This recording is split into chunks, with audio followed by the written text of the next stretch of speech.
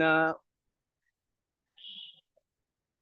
ઉપક્રમે ત્રિવેણી મંગળવાર મીટના UP federation, Karnataka federation, Utkal federation અને મુંબઈ ફેડરેશનના આજના પ્રવચન જ્ઞાનનો માર્ગના વક્તા વિભા સક્સેનાજી, લલિતા નટરાજન, સ્મિતા ચૌધરી તેમજ સભાના મોડરેટર શ્રી તરલભાઈ મુનશી તેમજ આજની સભામાં હાજર સર્વ સભ્યોનું સ્વાગત કરું છું.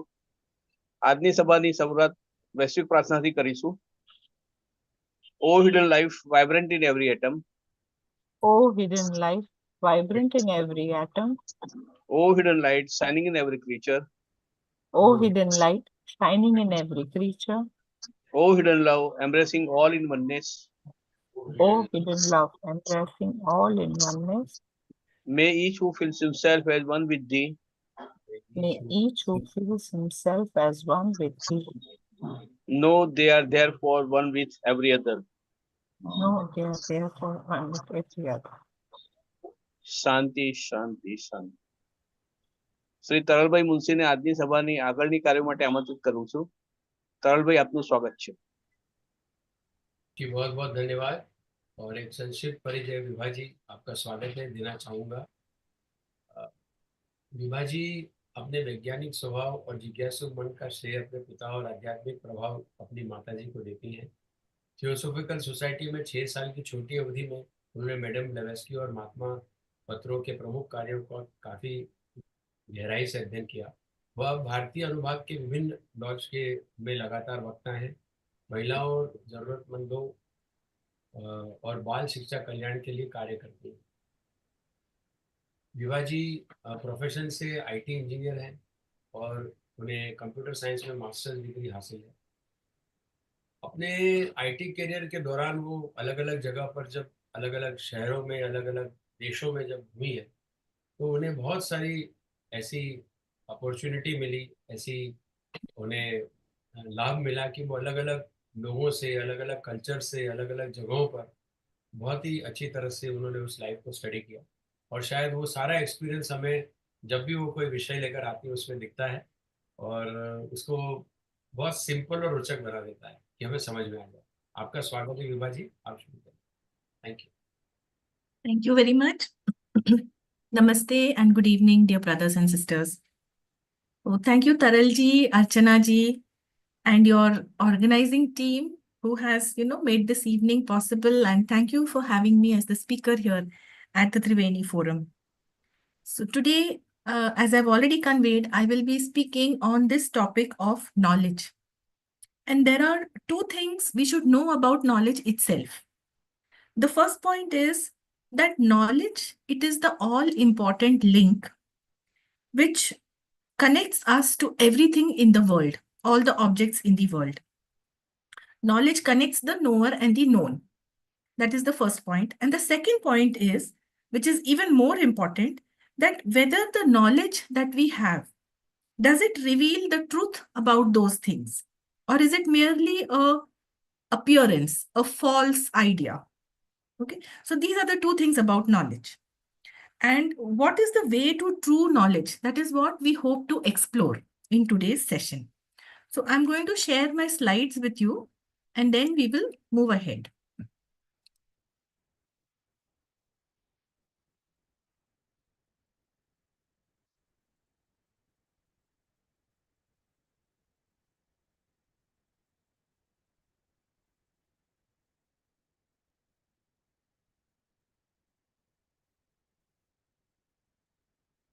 So as I said, what is the way of true knowledge?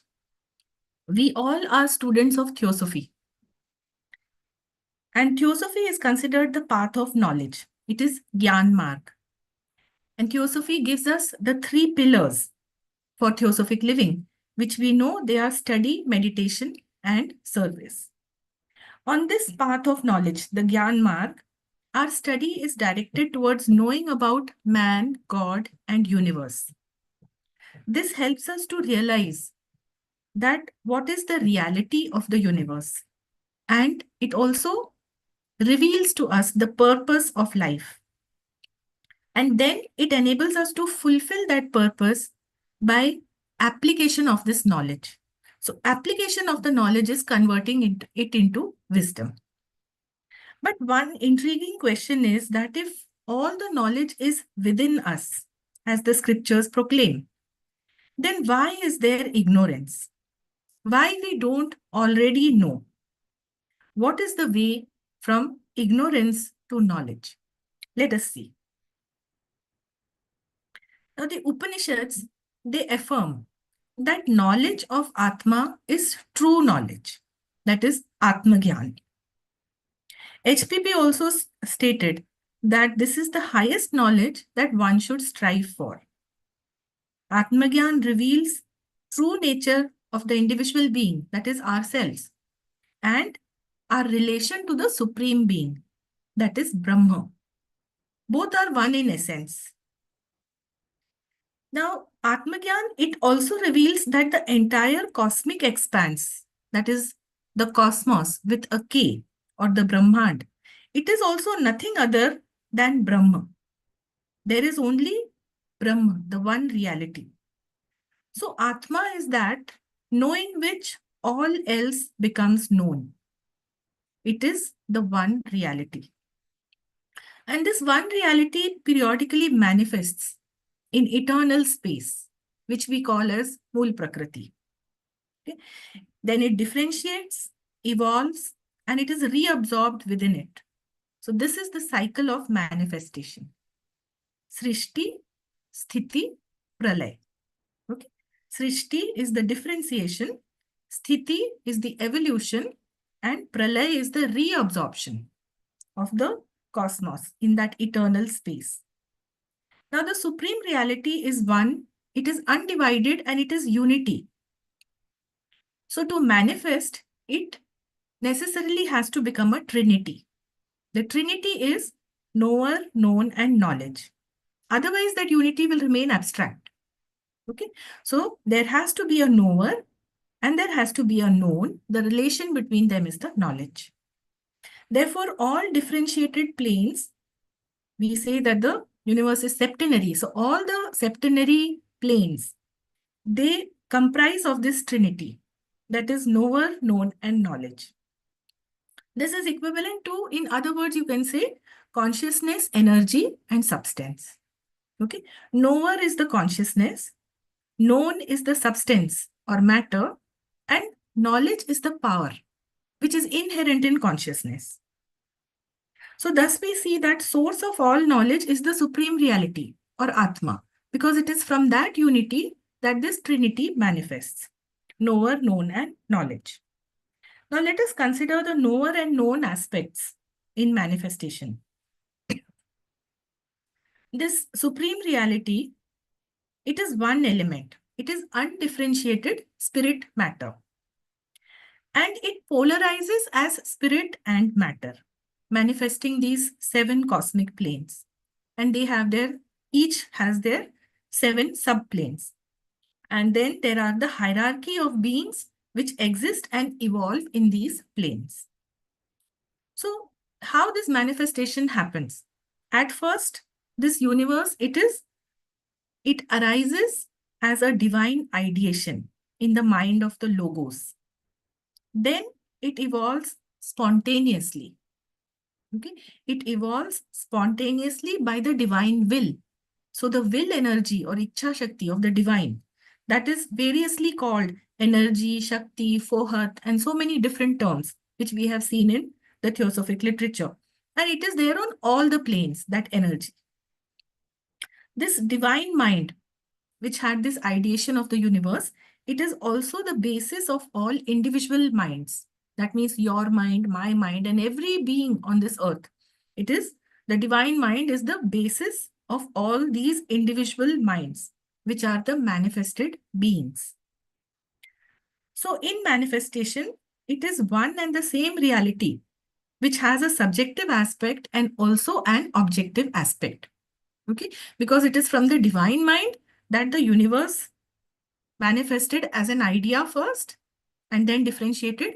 And it is the divine mind which became the basis of individual minds. Okay, so individual mind is the subjective side and the manifested planes, they are the objective side. What they can be described as the subjective aspect which is the knower or the Purush, as in the Indian philosophy, Vedanta. So this subjective aspect, it is an expression of spirit as pure consciousness and divine mind. And the objective aspect, which is the known aspect, that is Prakriti. It is differentiation of matter into 7 cosmic elements or planes. Okay, this substance or matter is what constitutes the body of the form. Bhagavad Gita also says the same thing. Kshetragya is the knower, the subjective aspect, and Kshetra is the field of substance, okay, or matter. So now we come to the knowledge aspect. We have seen the aspect of the knower and known. Let us see the knowledge aspect in the trinity of this knower, known, and knowledge. Knowledge, we said, is power or Gyan Shakti. Just as will is Ichha Shakti, knowledge is Gyan Shakti. So the knowledge aspect, what is real knowledge? So we'll come to that in a bit. Knowledge is the power of intellect, or it is called as Gyan Shakti. And there are 2 factors which affect this Gyan Shakti or the power of our intellect.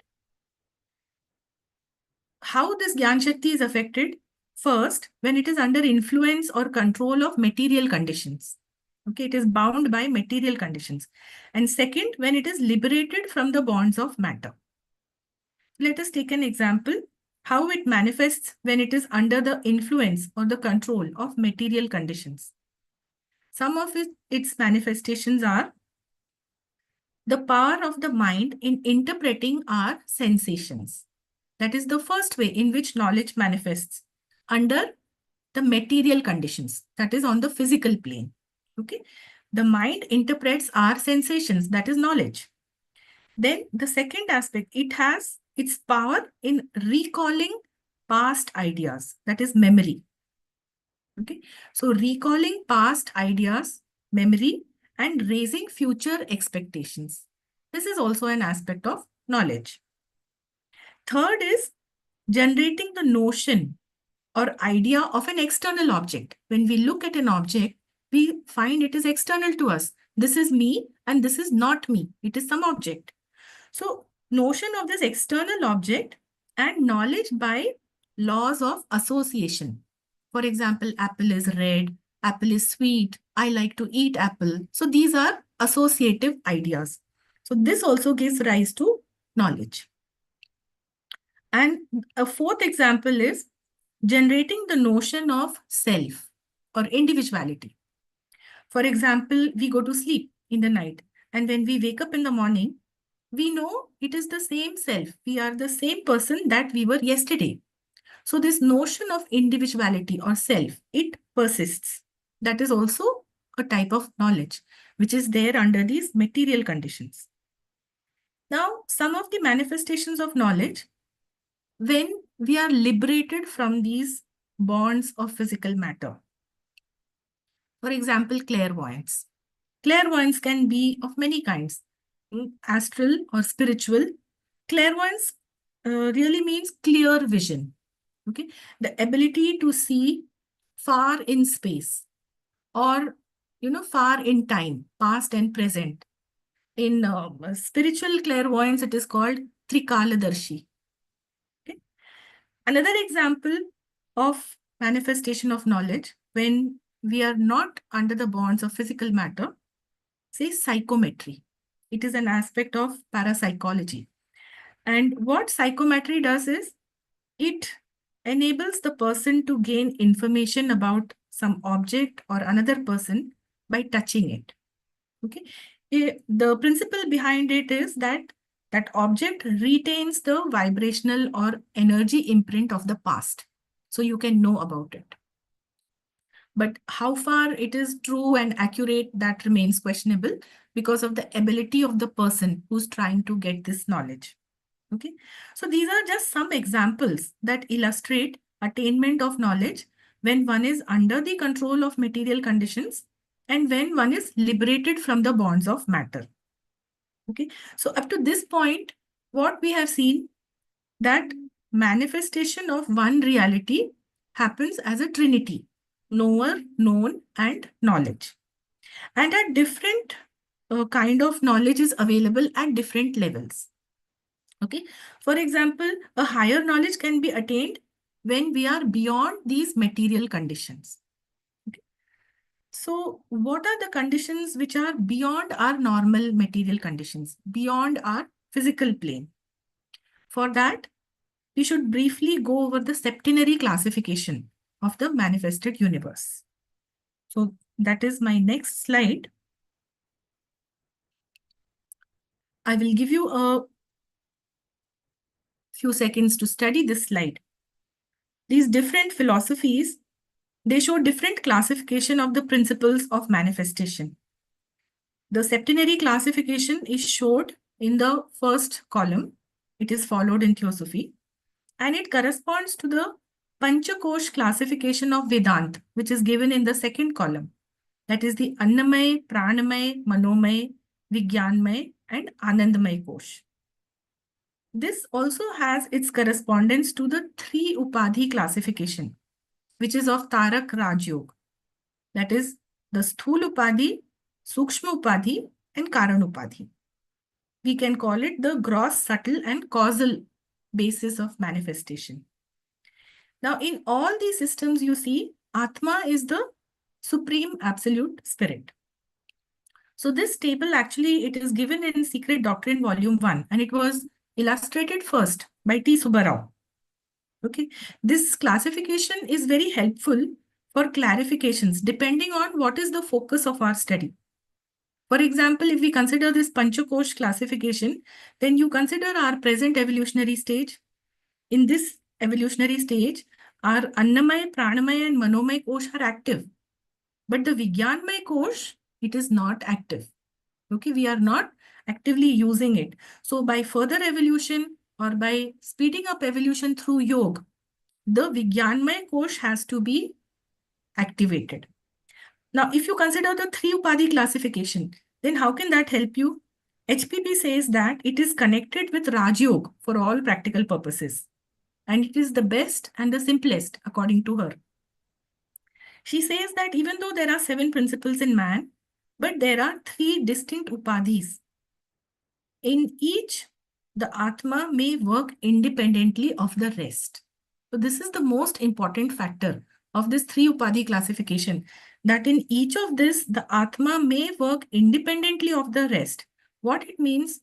That an adept, he can separate these Upadhis and work in them without killing himself. That is not possible in the 7 principle classification. The 7 principles cannot be separated without destroying the constitution.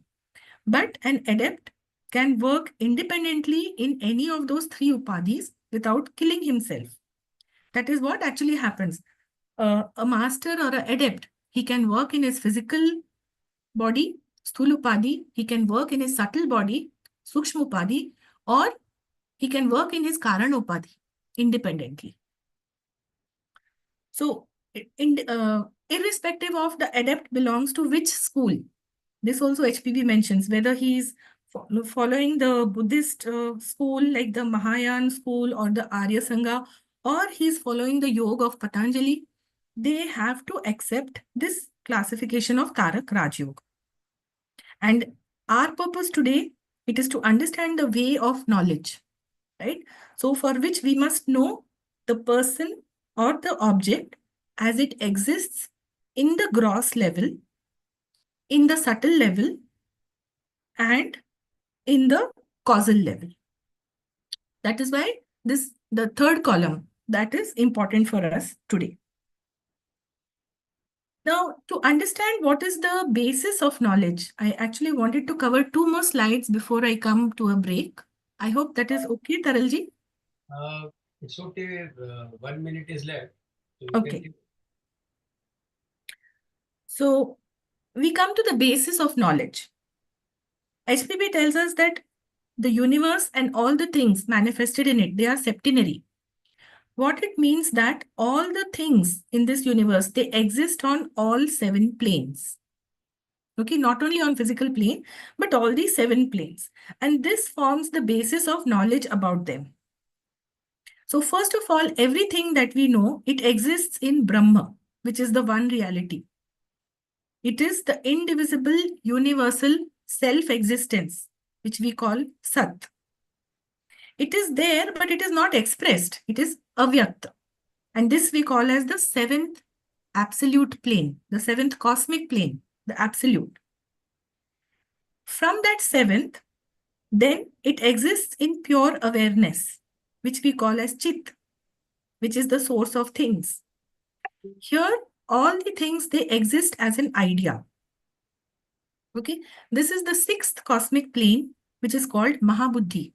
HPB calls it the plane of potential ideation.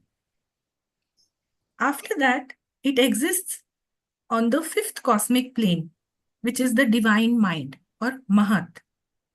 So here is the archetypal or the ideal state, the name, form, and quality, which becomes the causal or the Karan state. From this causal state, then it manifests into the subtle state, the Sukshma level, where it has a possibility of change.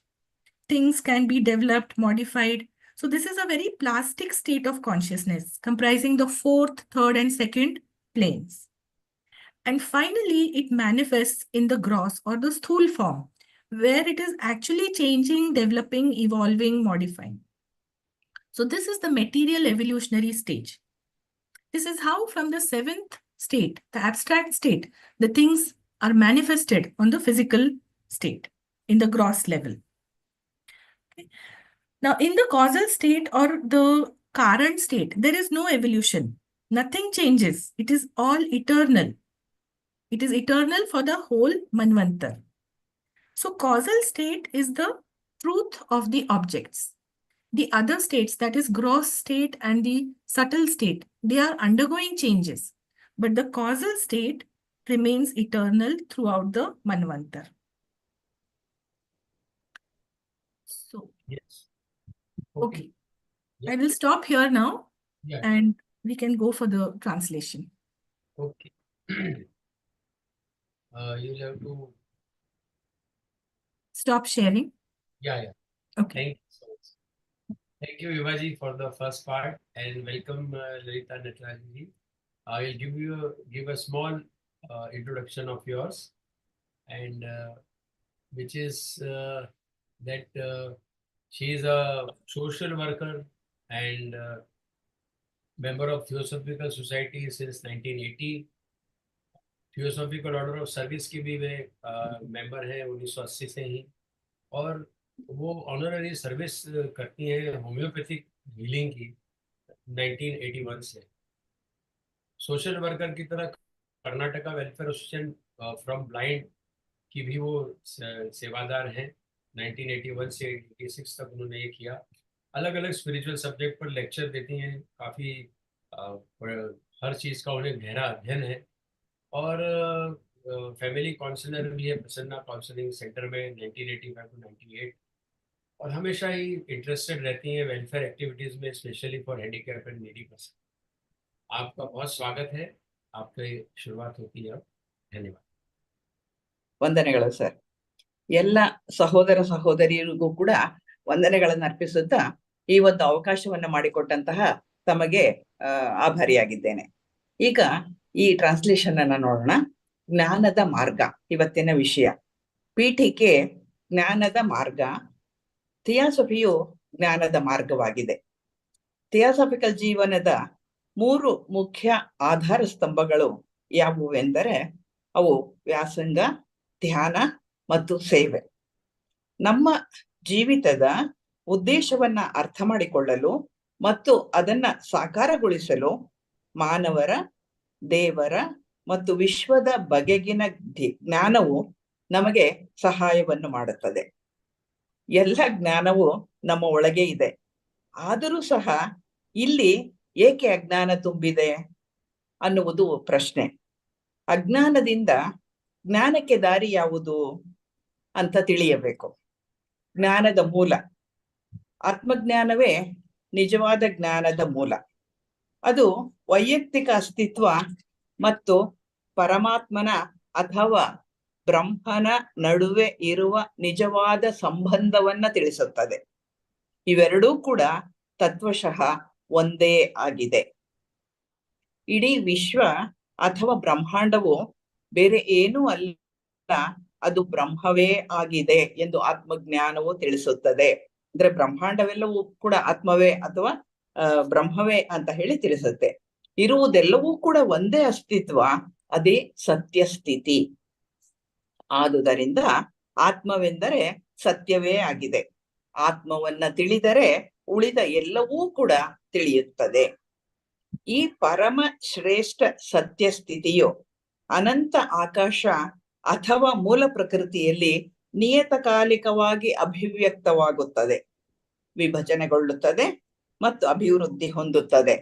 ನಂತರ ಅದರ ಒಳಕ್ಕೆ ಸೇರಿ ಹೋಗುತ್ತದೆ. ಇದೇ ಸೃಷ್ಟಿ, ಸ್ಥಿತಿ ಮತ್ತು ಪ್ರಳಯಗಳ ಚಕ್ರ. ಈ ಸದ್ವಸ್ತುವೇ ಏಕತೆಯಾಗಿದೆ. ಅದು ತ್ರಿಪುಟಿಯಾಗಿ ವ್ಯಕ್ತವಾಗುತ್ತದೆ.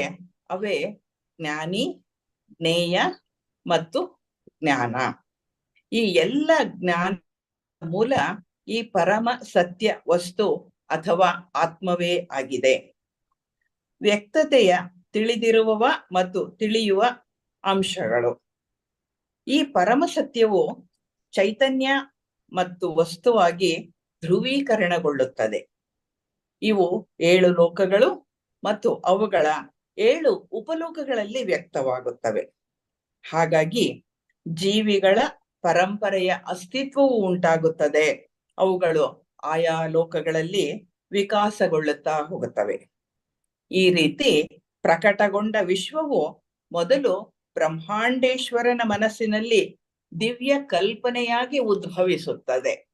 ನಂತರ ದೈವಿಕ ಇಚ್ಛೆಯಿಂದ ಸ್ವಯಂ ಪ್ರೇರಿತವಾಗಿ ವಿಕಸನಗೊಳ್ಳುತ್ತದೆ. ಅದೇ ಶಕ್ತಿ ಅಥವಾ ಪೋಹತ್. ಈ ದೈವಿಕ ಮನಸ್ಸೇ ಎಲ್ಲ ವ್ಯಕ್ತವಾದ ಜೀವಿಗಳಲ್ಲಿ ವೈಯಕ್ತಿಕ ಮನಸ್ಸಿಗೆ ಆಧಾರವಾಗಿದೆ. ಅಂದ್ರೆ ವೈಯಕ್ತಿಕ ಮನಸ್ಸು ಅನ್ನುವಂತಹದ್ದು ಈ ದೈವಿಕ ಮನಸ್ಸಿನ ಆಧಾರದಿಂದಲೇ ಆಗಿರುವಂತಹದ್ದು. ವ್ಯಕ್ತಿನಿಷ್ಠ ಅಂಶವೇನೆಂದರೆ ಶುದ್ಧ ಪ್ರಜ್ಞೆ ಮತ್ತು ದೈವಿಕ ಮನಸ್ಸು ಆಗಿ ಆತ್ಮ ಅಭಿವ್ಯಕ್ತವಾಗುತ್ತದೆ. ಅದು ಜ್ಞಾನಿ ಅಥವಾ ತಿಳಿದಿರುವವ ಅಥವಾ ಪುರುಷ ಅಂತ ಹೇಳ್ಬೋದು. ವಸ್ತುನಿಷ್ಠ ಅಂಶವೇನೆಂದರೆ ವಸ್ತುವು 7 ಮೂಲಭೂತ ವಸ್ತುಗಳಾಗಿ ವಿಭಜನೆಗೊಳ್ಳುತ್ತದೆ. ಅದು ಜ್ಞೇಯ ಅಥವಾ ತಿಳಿದಿರುವಂತಹದ್ದು. ಜ್ಞಾನವೇ ಶಕ್ತಿ ಅಥವಾ ಜ್ಞಾನ ಶಕ್ತಿ ಅಂದ್ರೆ ನಾಲೆಡ್ಜ್ ಆಗಿರುವಂತಹದ್ದು. ಜ್ಞಾನದ ತತ್ವ. ಜ್ಞಾನವೆಂದರೆ ಅದು ಬುದ್ಧಿಯ ಶಕ್ತಿ ಅಥವಾ ಜ್ಞಾನ ಶಕ್ತಿ. ಬುದ್ಧಿಶಕ್ತಿಗೆ 2 ಅಂಶಗಳು ಪ್ರಭಾವ ಬೀರುತ್ತವೆ. ಈ ಜ್ಞಾನ ಶಕ್ತಿಯು ಭೌತಿಕ ಪರಿಮಿತಿಗಳ ನಿಯಂತ್ರಣದಲ್ಲಿದ್ದಾಗ, ಇನ್ನೊಂದು ಈ ಜ್ಞಾನ ಶಕ್ತಿಯು ಭೌತಿಕ ಬಂಧನಗಳಿಂದ ಮುಕ್ತವಾದಾಗ. ಉದಾಹರಣೆಗೆ, ಜ್ಞಾನಶಕ್ತಿಯು ಭೌತಿಕ ಪರಿಸ್ಥಿತಿಗಳ ನಿಯಂತ್ರಣದಲ್ಲಿ ಇರುವಾಗ ಸಂವೇದನೆಗಳನ್ನು ಅರ್ಥ ಮಾಡಿಕೊಳ್ಳುವುದು, ನೆನಪುಗಳನ್ನು ಪುನರಾವೃತ್ತಿಗೊಳಿಸಿಕೊಳ್ಳುವುದು, ಭವಿಷ್ಯದ ನಿರೀಕ್ಷೆಗಳನ್ನ ಇಟ್ಟುಕೊಳ್ಳುವುದು ಹಾಗೂ ಹೊರಗಿನ ವಸ್ತುಗಳ ಕಲ್ಪನೆಯನ್ನ ಸಂಬಂಧಗಳ ನಿಯಮಕ್ಕೆ ಅನುಗುಣವಾಗಿ ಮಾಡಿಕೊಳ್ಳುವುದು, ಸ್ವಯಂ ಕಲ್ಪನೆ ಅಥವಾ ಪ್ರತ್ಯೇಕತೆಯ ಕಲ್ಪನೆಯನ್ನ ಮಾಡಿಕೊಳ್ಳುವುದು ಹೀಗಿರುತ್ತದೆ. ಇದು ನಿಯಂತ್ರಣದಲ್ಲಿದ್ದಾಗಿನ ಸ್ಥಿತಿಯಾಗಿದೆ. ಇನ್ನ ಜ್ಞಾನ ಶಕ್ತಿಯು ಭೌತಿಕ ವಸ್ತುಗಳ ಬಂಧನದಿಂದ ಬಿಡುಗಡೆಯಾದಾಗ ಒಂದು ಉದಾಹರಣೆಯನ್ನು ಕೊಡಬಹುದಾದರೆ, ಆಗ ದಿವ್ಯ ದೃಷ್ಟಿ ಉಂಟಾಗುತ್ತದೆ ಅಥವಾ ಸ್ಪಷ್ಟ ದೃಷ್ಟಿ ಉಂಟಾಗುತ್ತದೆ ಹಾಗೂ ವಿಶೇಷ ಮಾನಸಿಕ ಶಕ್ತಿಗಳು ದೊರೆಯುತ್ತವೆ. ಇದು ಬಿಡುಗಡೆಯಾದಾಗಿನ ಸ್ಥಿತಿಯಾಗಿರುತ್ತದೆ. ವಿಭಿನ್ನ ತತ್ವಶಾಸ್ತ್ರಗಳಲ್ಲಿ ಸಪ್ತ ತತ್ವಗಳ ವರ್ಗೀಕರಣವನ್ನ ನಾವು ಹೀಗೆ ಮಾಡಬಹುದು. ಇಸಾಟರಿಕ್ ಬುದ್ಧಿಸಂನಲ್ಲಿ ತತ್ವಗಳ ವರ್ಗೀಕರಣ ಈ ರೀತಿ ಇದೆ. ಮೊದಲನೆಯ ತತ್ವ ಸ್ಥೂಲ ಶರೀರ, ಎರಡನೆಯದು ಪ್ರಾಣ ಅಥವಾ ಲೈಫ್, ಮೂರನೆಯದು ಪ್ರಾಣದ ವಾಹಕ ಅಥವಾ ಲಿಂಗ ಶರೀರ, ನಾಲ್ಕನೆಯದು ಕಾಮರೂಪ, ಐದನೆಯದು ಮನಸ್ಸು. ಇದರಲ್ಲಿ 2 ವಿಭಾಗಗಳು ಬರುತ್ತದೆ, ಒಂದು ಇಚ್ಛಾಶಕ್ತಿ ಮತ್ತು ಭಾವನೆಗಳು ಇತ್ಯಾದಿ, ಎರಡನೆಯದು ವಿಜ್ಞಾನ. ಇನ್ನು 6ನೆಯ ತತ್ವ ಆಧ್ಯಾತ್ಮಿಕ ಆತ್ಮ ಅಥವಾ ಬುದ್ಧಿ, 7ನೆಯ ತತ್ವ ಆತ್ಮ. ಇದು ಎಸಾಟರಿಕ್ ಬುದ್ಧಿಸಂ ನಲ್ಲಿ ಹೇಳುವಂತಹ ವಿಷಯ. ಇನ್ನು ವೇದಾಂತದಲ್ಲಿರುವಂತಹ ವರ್ಗೀಕರಣವನ್ನ ಸಹ ನೋಡೋಣ. ವೇದಾಂತದಲ್ಲಿ ಈ ರೀತಿ ಇದೆ.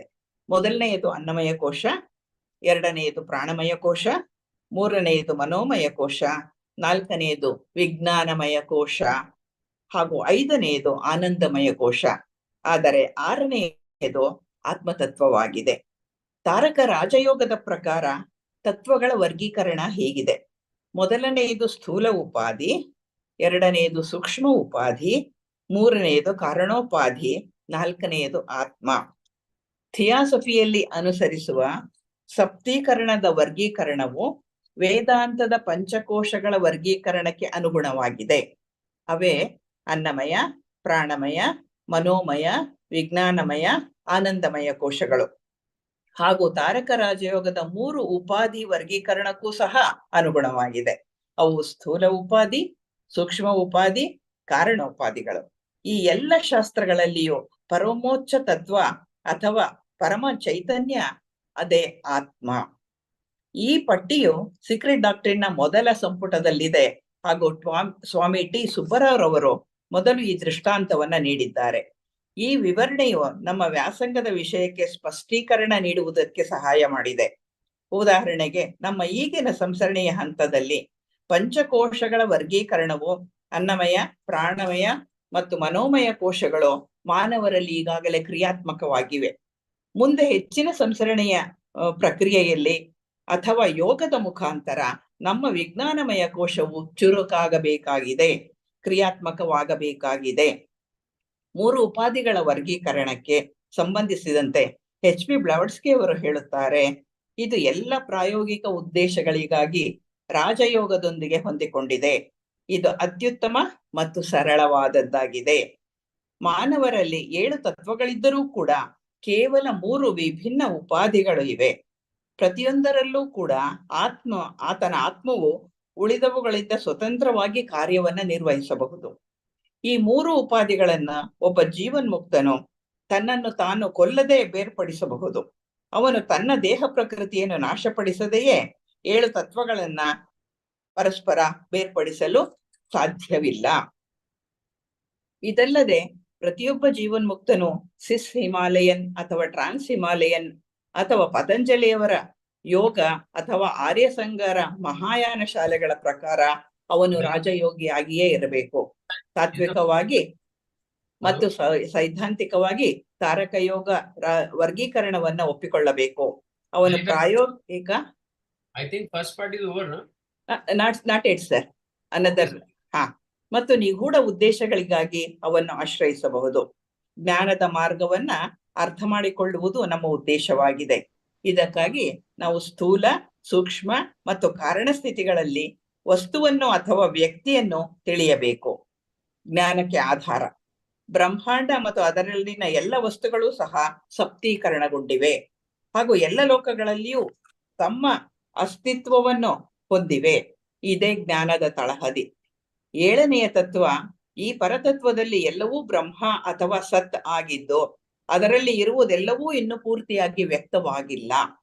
6ನೆಯ ತತ್ವ ಮಹಾಬುದ್ಧಿ ಲೋಕದಲ್ಲಿದ್ದು ಅದು ಪೂರ್ಣ ಅರಿವು ಅಥವಾ ಚಿತ್ ಎನಿಸಿಕೊಳ್ಳುತ್ತದೆ.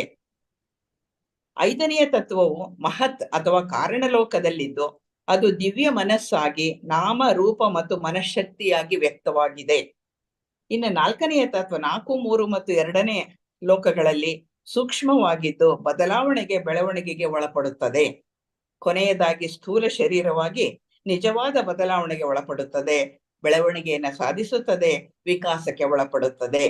ಸ್ಥೂಲ ಮತ್ತು ಸೂಕ್ಷ್ಮದಲ್ಲಿ ಎಲ್ಲವೂ ಬದಲಾಗುತ್ತಿರುತ್ತದೆ ಅಥವಾ ಬದಲಾಗುತ್ತದೆ, ಆದರೆ ಕಾರಣ ಶರೀರದಲ್ಲಿ ಎಲ್ಲವೂ ಶಾಶ್ವತವಾಗಿರುತ್ತದೆ, ಯಾವುದೂ ಬದಲಾಗುವುದಿಲ್ಲ. ವಂದನೆಗಳು. Thank you so much. It was really wonderful. Smita जी, आपका स्वागत है। हिंदी के लिए मैं आपका एक संक्षिप्त परिचय देना चाहूँगा। स्मिता जी MA हिस्ट्री में किया है और ग्रेजुएशन उन्होंने किया है और डिप्लोमा है पर्सनल मैनेजमेंट में। वे सिद्धार्थ लॉज भुवनेश्वर की मेंबर हैं और हाल ही में उन्होंने HR मैनेजर की तरह रिजाइन किया और अब पूरी तरह से थियोसॉफी में अपना समय दे रही है। और जिंदगी में वो यही चाहती है कि सारी चीजें वो जल्द से जल्द सीखें।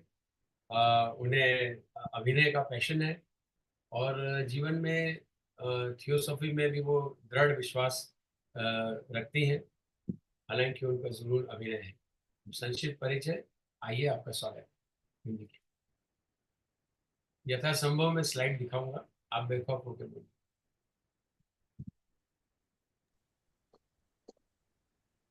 Namaste.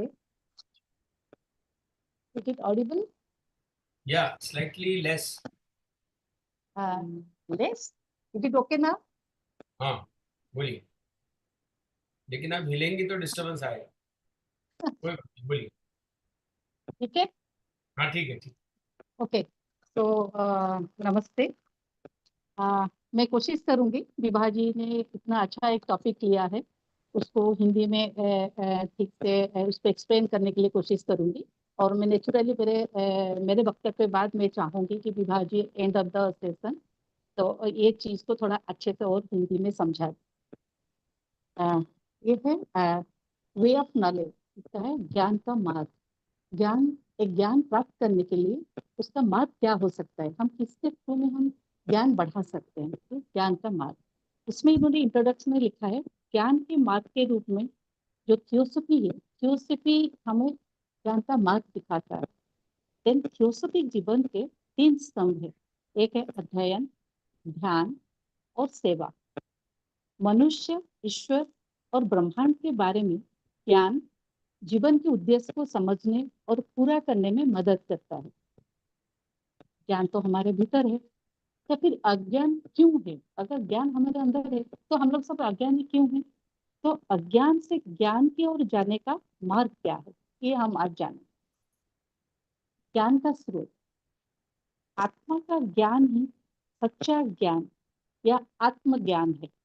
यह व्यक्ति की वास्तविक प्रकृति और सर्वोच्च सत्ता या ब्रह्म से उसके संबंध को प्रकट करता है। दोनों ही मूलतः एक ही है, ब्रह्म आत्मज्ञान एक ही है। आत्मज्ञान से यह भी पता चलता है कि संपूर्ण ब्रह्मांड या ब्रह्मांड ब्रह्म के अलावा कुछ भी नहीं है, केवल एक ही वास्तविकता है। ये जब हम आत्मज्ञान हमें मिलता है उसके बाद ये हमारा रियलाइजेशन होता है। अतः आत्मा वो है जिसे जानने से सब कुछ ज्ञान हो जाता है। जब आप आत्मा को पहचानते हैं तो उसी टाइम हमारा ज्ञान बढ़ता है, हम सब कुछ को समझ पाते हैं। एक ही वास्तविकता शाश्वत स्थान या मूल प्रकृति में समय समय पर प्रकट होती है। आत्मा क्या है? ये समय समय पर प्रकट होती है, ये विभजित होती है, विकसित होती है और उसमें पुनः समाहित हो जाती है। हमें पता है कि हम कैसे जन्म लेते हैं, फिर हम एक्सपांड करते हैं, फिर उसके बाद वहीं पे विलीन हो जाता है। तो ये क्या है? ये सृष्टि स्थिति प्रलय का चक्र है। सर्वोच्च वास्तविकता एकता है। ये त्रिदेवों के रूप में प्रकट होते हैं, ज्ञाता, ज्ञान, ज्ञान। समस्त ज्ञान को स्रोत परम सत्य या आत्मा है। अभी हम जानेंगे कि अभिव्यक्ति का ज्ञाता और ज्ञान पहलू क्या है। एक वास्तविकता आत्मा और पदार्थ में ध्रुवीकृत हो जाती है तथा 7 ब्रह्मांडीय स्तरों को उनके उप स्तरों तथा इन स्तरों में विद्यमान और विकसित होने वाली प्राणियों के पदानुक्रम के साथ अभिव्यक्त करती है। ये अभी विभाजित समझा रहे थे, हमारा जो 7 ब्रह्मांड, जो 7 प्रिंसिपल है उसके बारे में बता रहे थे। वही बता रहा है कि ये 7 ब्रह्मांडीय स्तरों के उनके उप स्तरों तथा इन स्तरों में विद्यमान और विकसित होने वाले प्राणियों के पदानुक्रम के साथ अभिव्यक्त करते हैं। इसे स्टेप बाय स्टेप एक पद के बाद दूसरे पद हम जाते हैं। ये उसका विकसित कैसे होता है हमारा आत्मा, इसके बारे में बोला गया है। यह प्रकट ब्रह्मांड सबसे पहले लोगों के मन में दिव्य विचार के रूप में उत्पन्न होता है और फिर दिव्य इच्छा, जो ऊर्जा है, जो हमारा शक्ति है, उसके द्वारा स्वतः विकसित होता है। दिव्य मन सभी व्यक्त प्राणियों में व्यक्तिगत मन का आधार भी है। व्यक्तिपरक पहलू वो क्या है न, शुद्ध चेतना और दिव्य मन के रूप में आत्मा की अभिव्यक्ति है, इसको बोलते हैं ज्ञाता। वस्तुनिष्ठ पहलू पहले हमारा व्यक्तिपरक पहलू आ गया, अभी वस्तुनिष्ठ पहलू। उसमें पदार्थ का 7 ब्रह्मांडीय तत्वों या विमानों में विभेदन है, उसको बोलते हैं ज्ञान। देन तीसरा, ज्ञान ही शक्ति या ज्ञान शक्ति है, जिसको हम अभी नेक्स्ट स्टेज में जाएंगे, दैट इज नॉलेज एस्पेक्ट, ज्ञान पक्ष। ज्ञान बुद्धि की शक्ति या ज्ञान शक्ति कहते हैं। बुद्धि की शक्ति को प्रभावित करने वाले 2 कारक होते हैं, जब वो भौतिक परिस्थितियों के प्रभाव या नियंत्रण में हो, दूसरा जब ये पदार्थ के बंधनों से मुक्त हो जाता है। 2 चीज। इसका एक एग्जाम्पल दिया गया है। जब भौतिक परिस्थितियों का प्रभाव होता है तब क्या होता है?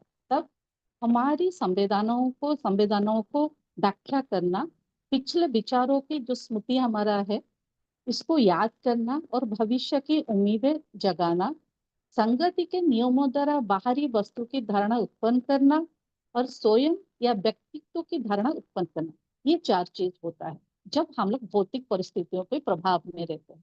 जब पदार्थ के बंधनों से मुक्त हो जाता है तब क्या होता है ना, हमारा दिव्य दृष्टि, स्पष्ट दृष्टि जो है, दिव्य दृष्टि, वो आ जाता है, वो बढ़ जाता है हमारा। और एक वर्ड यूज किया है साइकोमेट्रिक। साइकोमेट्रिक मतलब जो एक पावर होता है कि आप दूसरों को छूने से उनको भी समझ जाते हैं। जैसे किसी अज्ञात इतिहास की वस्तु के साथ भौतिक संपर्क बनाकर उससे प्रासंगिक संबंध बनाने की क्षमता होती है। ये आपका डेवलपमेंट होता है जब आपका पदार्थ के बंधनों से मुक्त हो जाते हैं। देन एक क्लासिफिकेशन उन्होंने समझाया है, 3 चीज का था जिसमें आपका एक हमारा बौद्धिक जो था 7 प्लेन है, उसके बाद हमारा आ गया है वेदांत के दिया गया है, और उसके साथ उन्होंने तर्क राजयोग के बारे में बताया है। तीनों का कंपैरिजन करके कलम पे बताया है कि जो चीज तीनों में है वो सारे जो एक डिफरेंट फिलोसफी में है, लेकिन सबका मीनिंग एक है, सबका प्रिंसिपल एक है। जैसे हमारा 7 क्लासिफिकेशन जो आपका थियोसॉफी में है, जो हम मानते हैं, जो 7 क्लासिफिकेशन है, उसके साथ अगर हम वेदांत का क्या है ना, पंचकोश क्लासिफिकेशन है, जिसमें अन्नमय कोश, प्राणमय, मनोमय, देन विज्ञानमय, देन आनंदमय कोश है। देन अगर उसी चीज हम जाएंगे तर्क राजयोग में समझने के लिए, देन वहां पे 3 उपाधि है, एक है स्थूल उपाधि, एक सूक्ष्म उपाधि और एक कारण उपाधि। ये तीनों का जो डिफरेंस है, क्लासिफिकेशन है, प्रिंसिपल है, लेकिन तीनों का सेम है। लेकिन सब में आप एक चीज देखेंगे, तीनों डिवीजन में सब में आत्मा वो समान है। तीनों में आत्मा, लास्ट को आत्मा आत्मा आत्मा ही है। एंड ये जो डॉक्ट्रिन है, ये जो डॉक्ट्रिन है, ये सीक्रेट डॉक्ट्रिन वॉल्यूम 1 में है, और ये इलस्ट्रेटेड मिस्टर टी सुब्बाराव इसको फर्स्ट टाइम इलस्ट्रेट किए हैं। एंड मैं चाहूंगी ये जो कलम को अगर विभा जी के पास टाइम होगा तो ये कलम को दोबारा थोड़ा हिंदी में अच्छे से एक्सप्लेन कर देंगे, थोड़ा अच्छा रहेगा, क्योंकि उन्होंने राजयोग के ऊपर बहुत अच्छे से इसको एक्सप्लेन किए हैं। देन हम आएंगे ज्ञान का आधार, बेसिस ऑफ नॉलेज। ब्रह्मांड और उसमें मौजूद सभी चीजें सप्तकीय है, उनका सभी स्तरों पर अस्तित्व है, यही ज्ञान का आधार बनता है। यह हम लोगों को पता है कि हमारा जो 7 स्टेज लाइफ है उसमें सबका अस्तित्व है, एंड ये एक ज्ञान होता है। सब कुछ ब्रह्म या सत में विद्यमान है, लेकिन अभी तक अभिव्यक्त नहीं हुआ है। ये है हमारा 7वां स्तर, परमात्मा है, जिसको अभिव्यक्त नहीं हुआ है, हमें नहीं मिला है, हम नहीं समझ पाए हैं। ठीक, ये शुद्ध जागरूकता या चित में एक विचार के रूप में विद्यमान है। ठीक, ये शुद्ध जागरूकता या चित में एक विचार के रूप में विद्यमान है, जिसको महाबुद्धि बोलते हैं। फिर क्या है ना, ये दिव्य मन में नाम, रूप और गुण के रूप में विद्यमान है, जो हमारा 5वां स्तर महत कारण उसके अंदर ही आता है। देन ये सूक्ष्म अवस्था में आता है, जिसमें आपका कजल, मेंटल, एस्ट्रल सब इसमें इंक्लूड होता है, जिसमें इसमें परिवर्तन, विकास या संशोधन की संभावना होती है। और लास्ट में अंत में जो आता है वो स्थूल या स्थूल रूप में आता है, जिसमें वास्तविक परिवर्तन, विकास, संशोधन या विकास से गुजरता है। स्थूल और सूक्ष्म में सब कुछ बदल रहा है या बदल सकता है, कारण में सब कुछ शाश्वत है।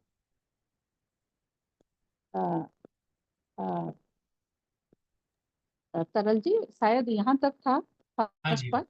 बराबर। Thank you so much. हाँ विभा जी, you can just go ahead with the part 2. Yes, sure. Thank you. Okay, so I'll share the slides again.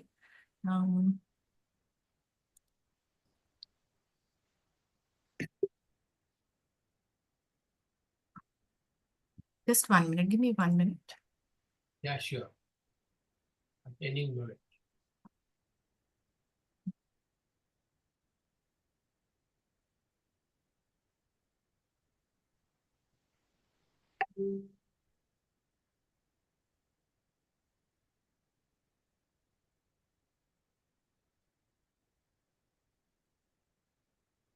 So we have completed up to this slide number 7, and we have seen that how the truth of the object, it is at the causal level, and the object, it exists at the causal, subtle, and the gross level. Okay. Now let's see what is the way to attain the knowledge. We have our existence on the physical plane. Okay. But to attain knowledge or to know something means to become aware of it in all the 3 states, in the gross state, subtle state, and the causal state. That means in its sthul, sukshma, and karan levels. Okay. We know an object in its gross or sthul state by our physical senses. It is interpreted by the mind. This is how material science works, our normal physics, chemistry, biology. Then we know the object in the subtle state or the sukshma state by reasoning or by inspiration, that is, mentally, as an inspired idea or a concept. So this here comes in the fields of philosophy, religion, and metaphysics. Okay, they are conceptualized. That is conceptualized knowledge. And in the third aspect, we know the object in its causal state or in the Karan level. So that happens by spiritual realization. That is Gyan Yoga. So what do the scientists do? The material scientists, they begin from the bottom, from the sthul level, and then they try to climb up towards the truth.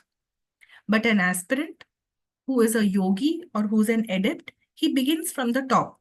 He begins from the causal level. He knows the truth by spiritual realization.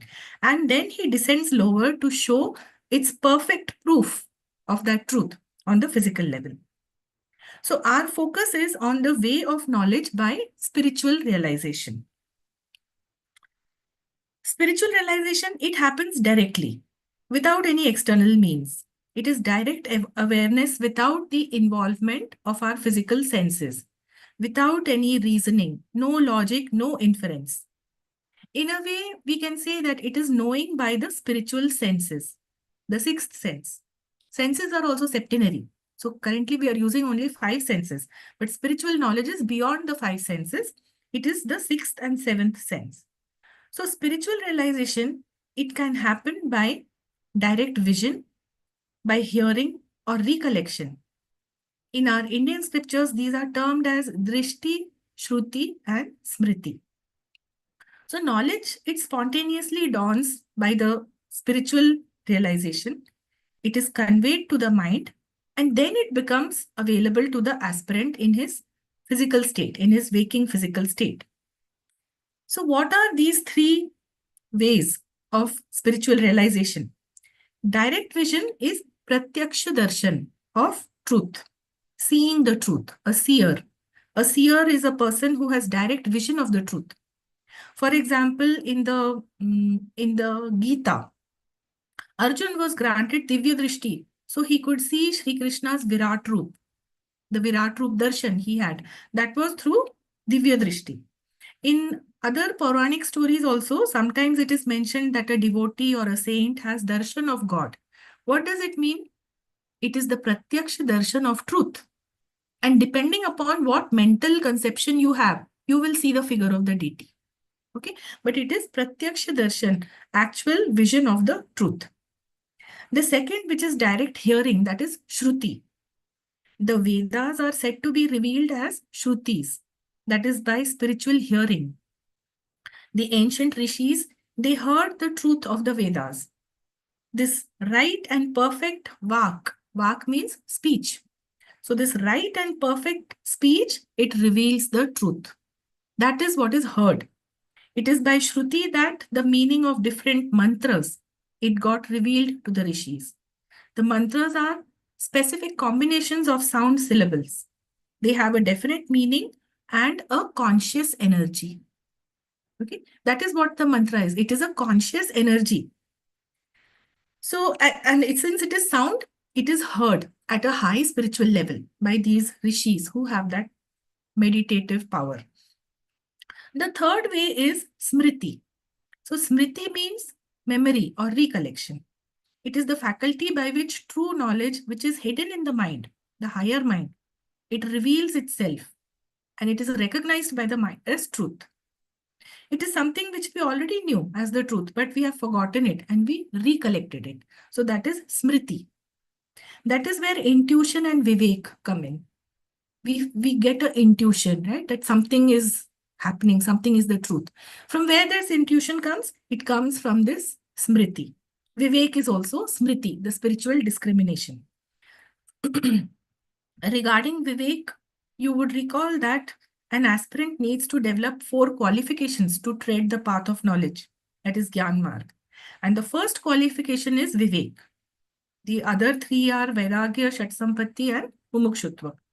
And the importance of this, it was impressed by the masters on J. Krishnamurti, which he later put in his book At the Feet of the Master. So you begin from smriti, from vivek, and then you climb higher. Drishti, Shruti, Smriti, these are the forms of spiritual realization, that is Gyan Yoga. It will begin with Smriti, intuition or Vivek, and then it will rise to Shruti, so spiritual hearing. In Voice of Silence, in that book, it is mentioned the mystic sounds of the Akashic heights. So at the Akashic level, at the 5th plane, the mystic sounds of Akashic heights, they become discernible. And the third way is that the Gyan, it culminates in Drishti, that is spiritual vision. Again, in this book, Voice of Silence, it is mentioned as, I'm quoting from that book, light in the sound and sound in the light. So what has been heard as the sound, it becomes light. Okay, so that is what is spiritual vision. Even in Light of the Path, that book, it mentions that at the time of the initiation, the aspirant, he is given a glimpse of his own future self. So what is this glimpse? His future self is his truth, his real self. And this glimpse is that Divya Drishti. This Drishti, it reveals his own true future self, which is equivalent in stature and brilliance to the solar logos. So when we study these books, Light on the Path, Voice of Silence, At the Feet of the Master, we really have to ponder over what is being said.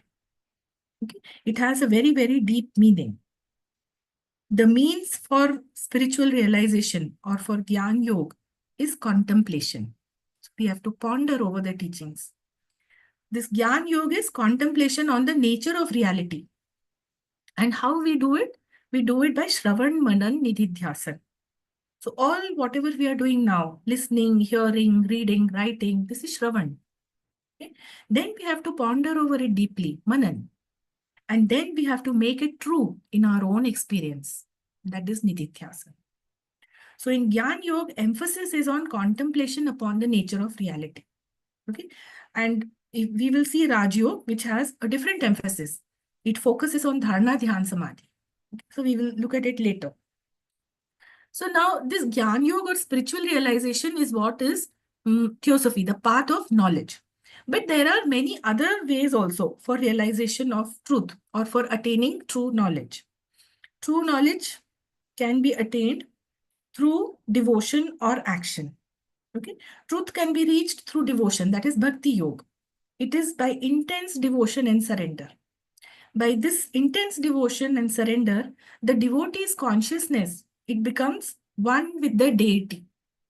For example, Meera's devotion was for Krishna, and her consciousness becomes one with Krishna. So realization of truth or knowledge, it comes through emotion and bliss. That is through bhakti bhav. Okay, what it means that culmination of bhakti will also lead to jnana. Now similarly, knowledge or jnana can be attained through action, which is karma yoga.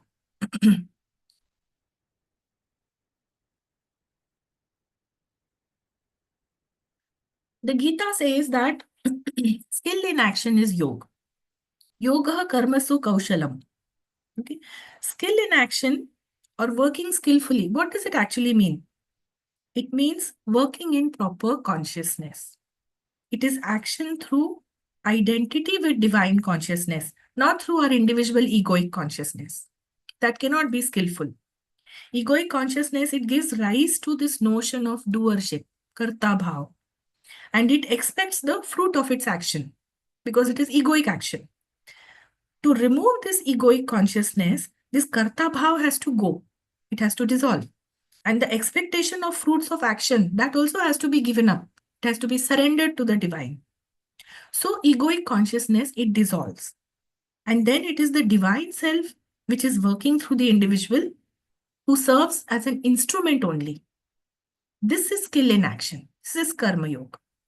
And because of that identity with the divine consciousness, we attain to supreme knowledge. Okay, so other than Jnana Marga, this Gyan or knowledge is also obtained through Bhakti Yoga or Karma Yoga. Now let us consider another way, which is knowing by becoming. Ordinarily, knowledge about something is attained by mental cognition, okay, using our physical senses. Or it can be a purely mental idea and conceptualization. Okay, no senses are involved, just ideation, abstract idea. But such knowledge, it is always prone to incompleteness or mistakes because of these inherent limitations of our physical senses and the mind, the lower mind. They have inherent limitations. So knowledge attained by them cannot be perfect. Then what is the surest way to knowledge? So surest way to true knowledge is knowing by becoming or knowledge by identity. For example, an adept, he can merge his consciousness with that of another object or another being, and he can know that object or person as it is in truth. Everything exists in the universe on all 7 planes. Therefore, it has its existence on the gross level, subtle level, and the causal level. All the things, even objects. Okay, and causal state, which we know as the higher mental state. Okay, so at that level, becoming one with the object or person allows us to know its truth. So true knowledge about something is obtained by concentrating on that object until the mind, that means the higher mental consciousness or the causal level in the observer and the observed, it becomes one. Okay. As this happens at the causal level, the truth of the object, its past, present, future, everything can become known to the subject. Now, subject and object becoming one at causal level. How is it possible? It is possible due to the plasticity.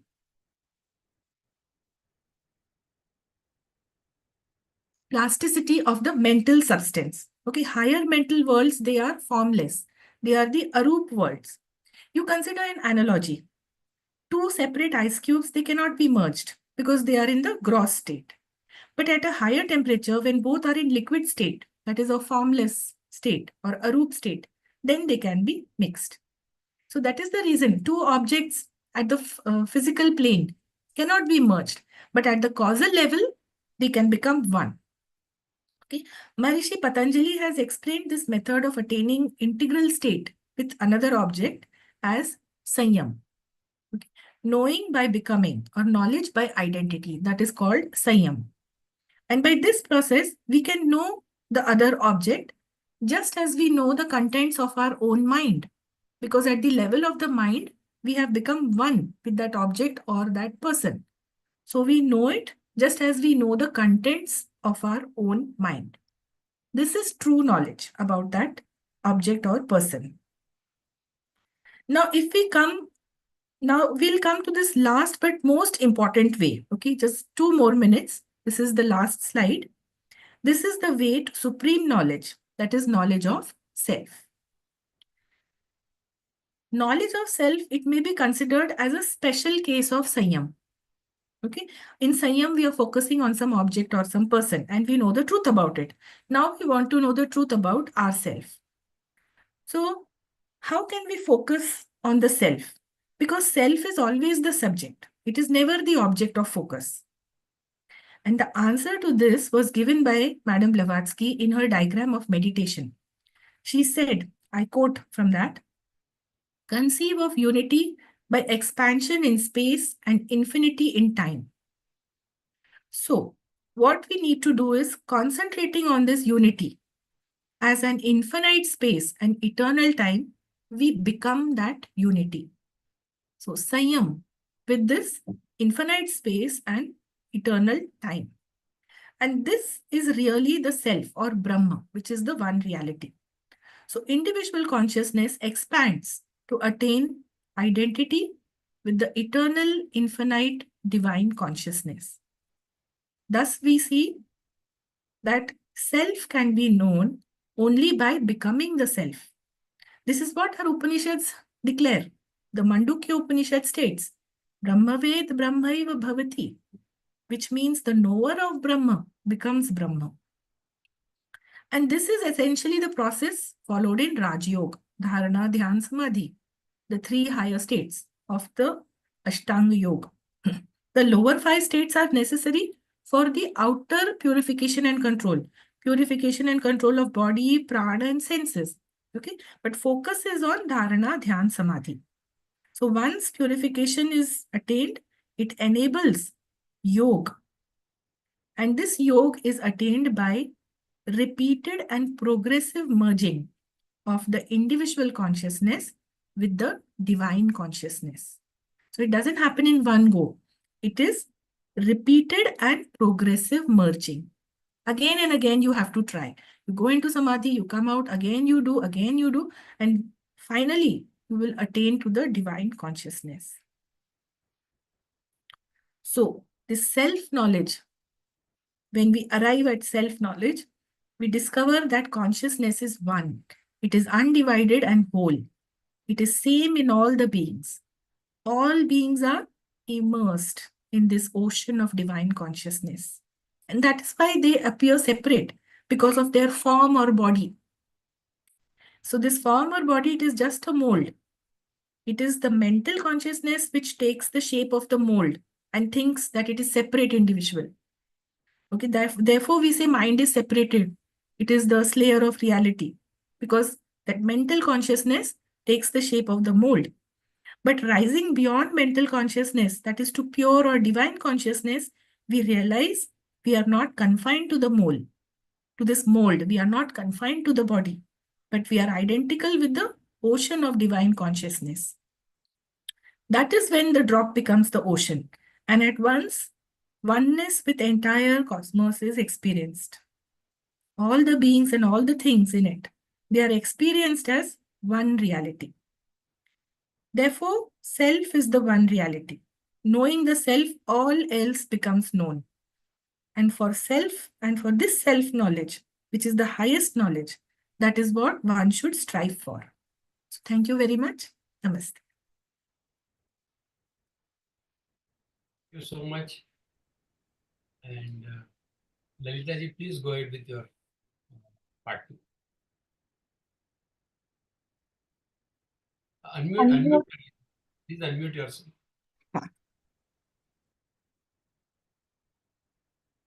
Yeah, go ahead. Lalita ji, unmute yourself. We didn't hear. Now Now- it's Now we please Yeah. go repeat. ಜ್ಞಾನವನ್ನು ಪಡೆಯುವುದಕ್ಕೆ ದಾರಿ. ಏನನ್ನಾದರೂ ತಿಳಿದುಕೊಳ್ಳುವುದು ಎಂದರೆ ಅದರ ಅರಿವನ್ನ ಪಡೆಯುವುದು, ಅಥವಾ ಅದರ ಎಲ್ಲ 3 ಸ್ಥಿತಿಗಳಲ್ಲಿ ಅದರ ಬಗ್ಗೆ ತಿಳಿಯುವುದು.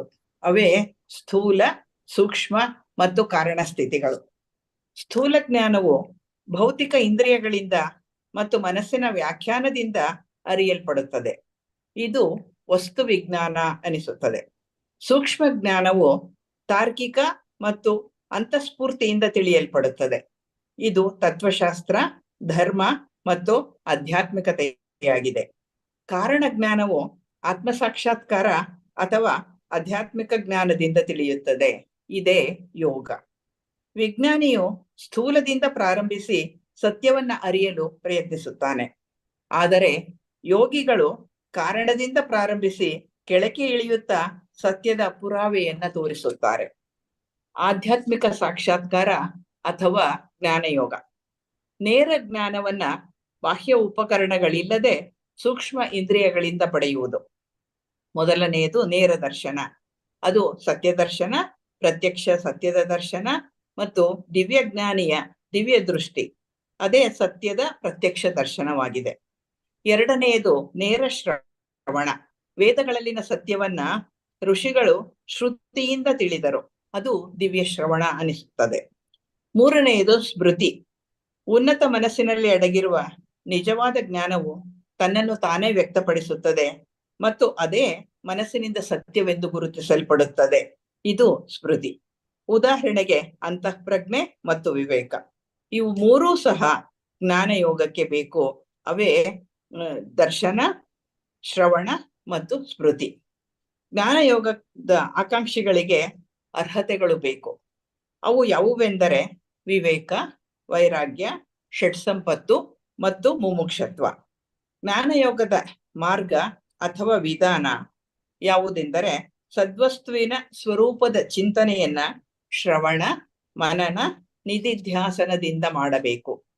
ಇಲ್ಲಿ ರಾಜಯೋಗವು ದೇಹ ಮತ್ತು ಮನಸ್ಸುಗಳ ಸ್ವಯಂ ನಿಯಂತ್ರಣಕ್ಕೆ ಪ್ರಾಮುಖ್ಯತೆಯನ್ನು ಕೊಡುತ್ತದೆ ಹಾಗೂ ಧಾರಣ, ಧ್ಯಾನ ಮತ್ತು ಸಮಾಧಿಗಳ ಮೇಲೆ ಒತ್ತು ನೀಡುತ್ತದೆ. ಭಕ್ತಿ ಅಥವಾ ಕ್ರಿಯೆಯ ಮೂಲಕ ಜ್ಞಾನವನ್ನ ಪಡೆಯಬಹುದು. ಜ್ಞಾನವೆಂದರೆ ಅದು ಸತ್ಯದ ಸಾಕ್ಷಾತ್ಕಾರ.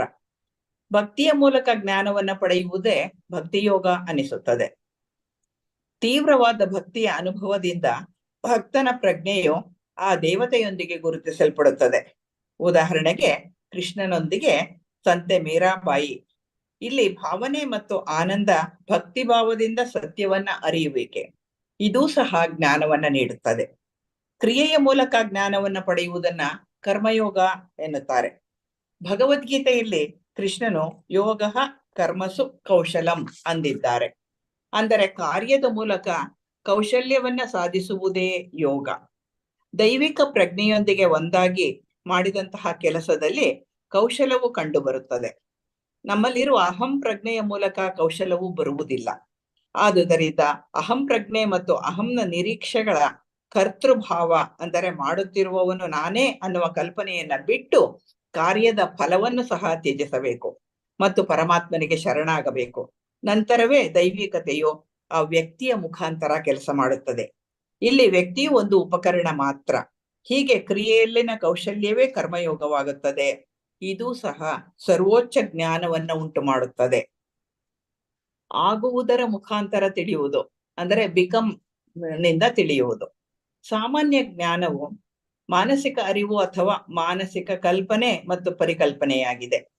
ನಿಜವಾದ ಜ್ಞಾನವು ಆಗುವುದರ ಮೂಲಕ ಅಂದ್ರೆ ಬಿಕಮಿಂಗ್ ಮೂಲಕ ಅಥವಾ ಅದರೊಂದಿಗೆ ಒಂದಾಗುವುದರ ಮೂಲಕ ತಿಳಿಯುತ್ತದೆ. ನಿಜವಾದ ಜ್ಞಾನವು ಆ ವಿಷಯದ ಮೇಲೆ ಏಕಾಗ್ರತೆಯಿಂದ ಚಿಂತನೆ ಮಾಡುವುದರಿಂದ ದೊರಕುತ್ತದೆ.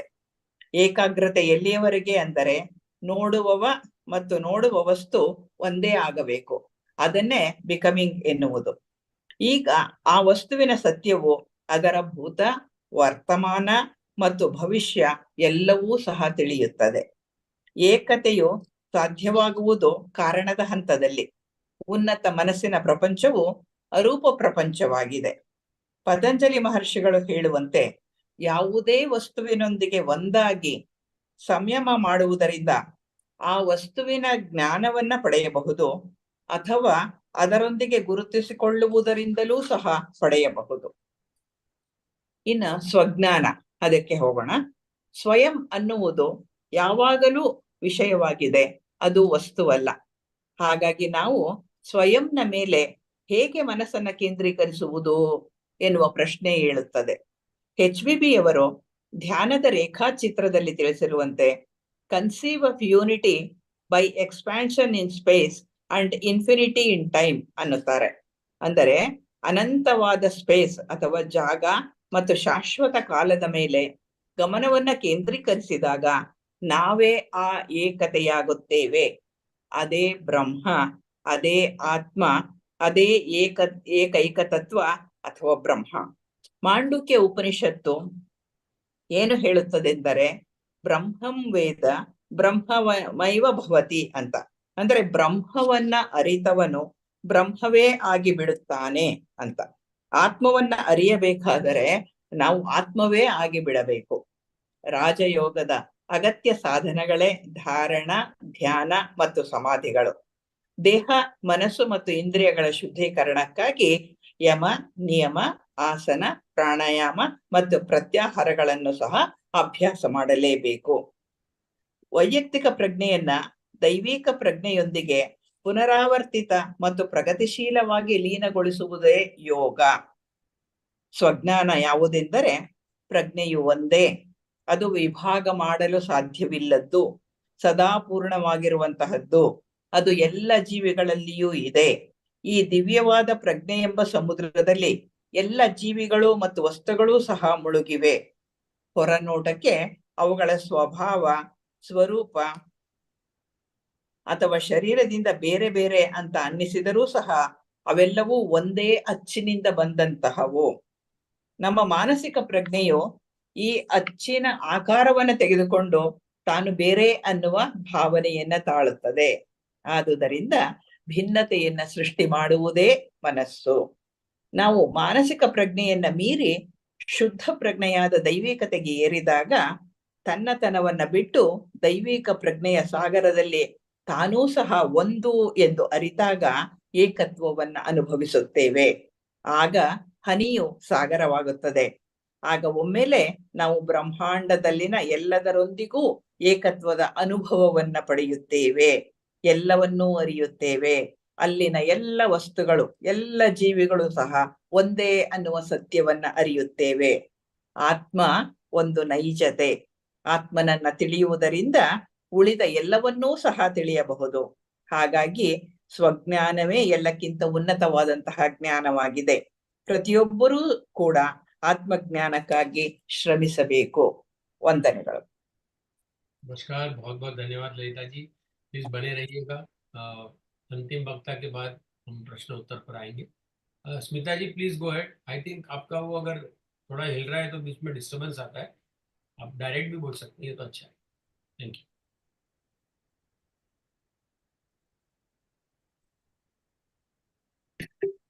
अनम्यूट करिए.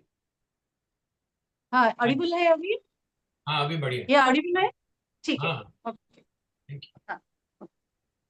अभी नेक्स्ट सेशन, सेकंड सेक्शन में हमारा शुरू होता है अटेनिंग नॉलेज, दैट इज ज्ञान प्राप्ति.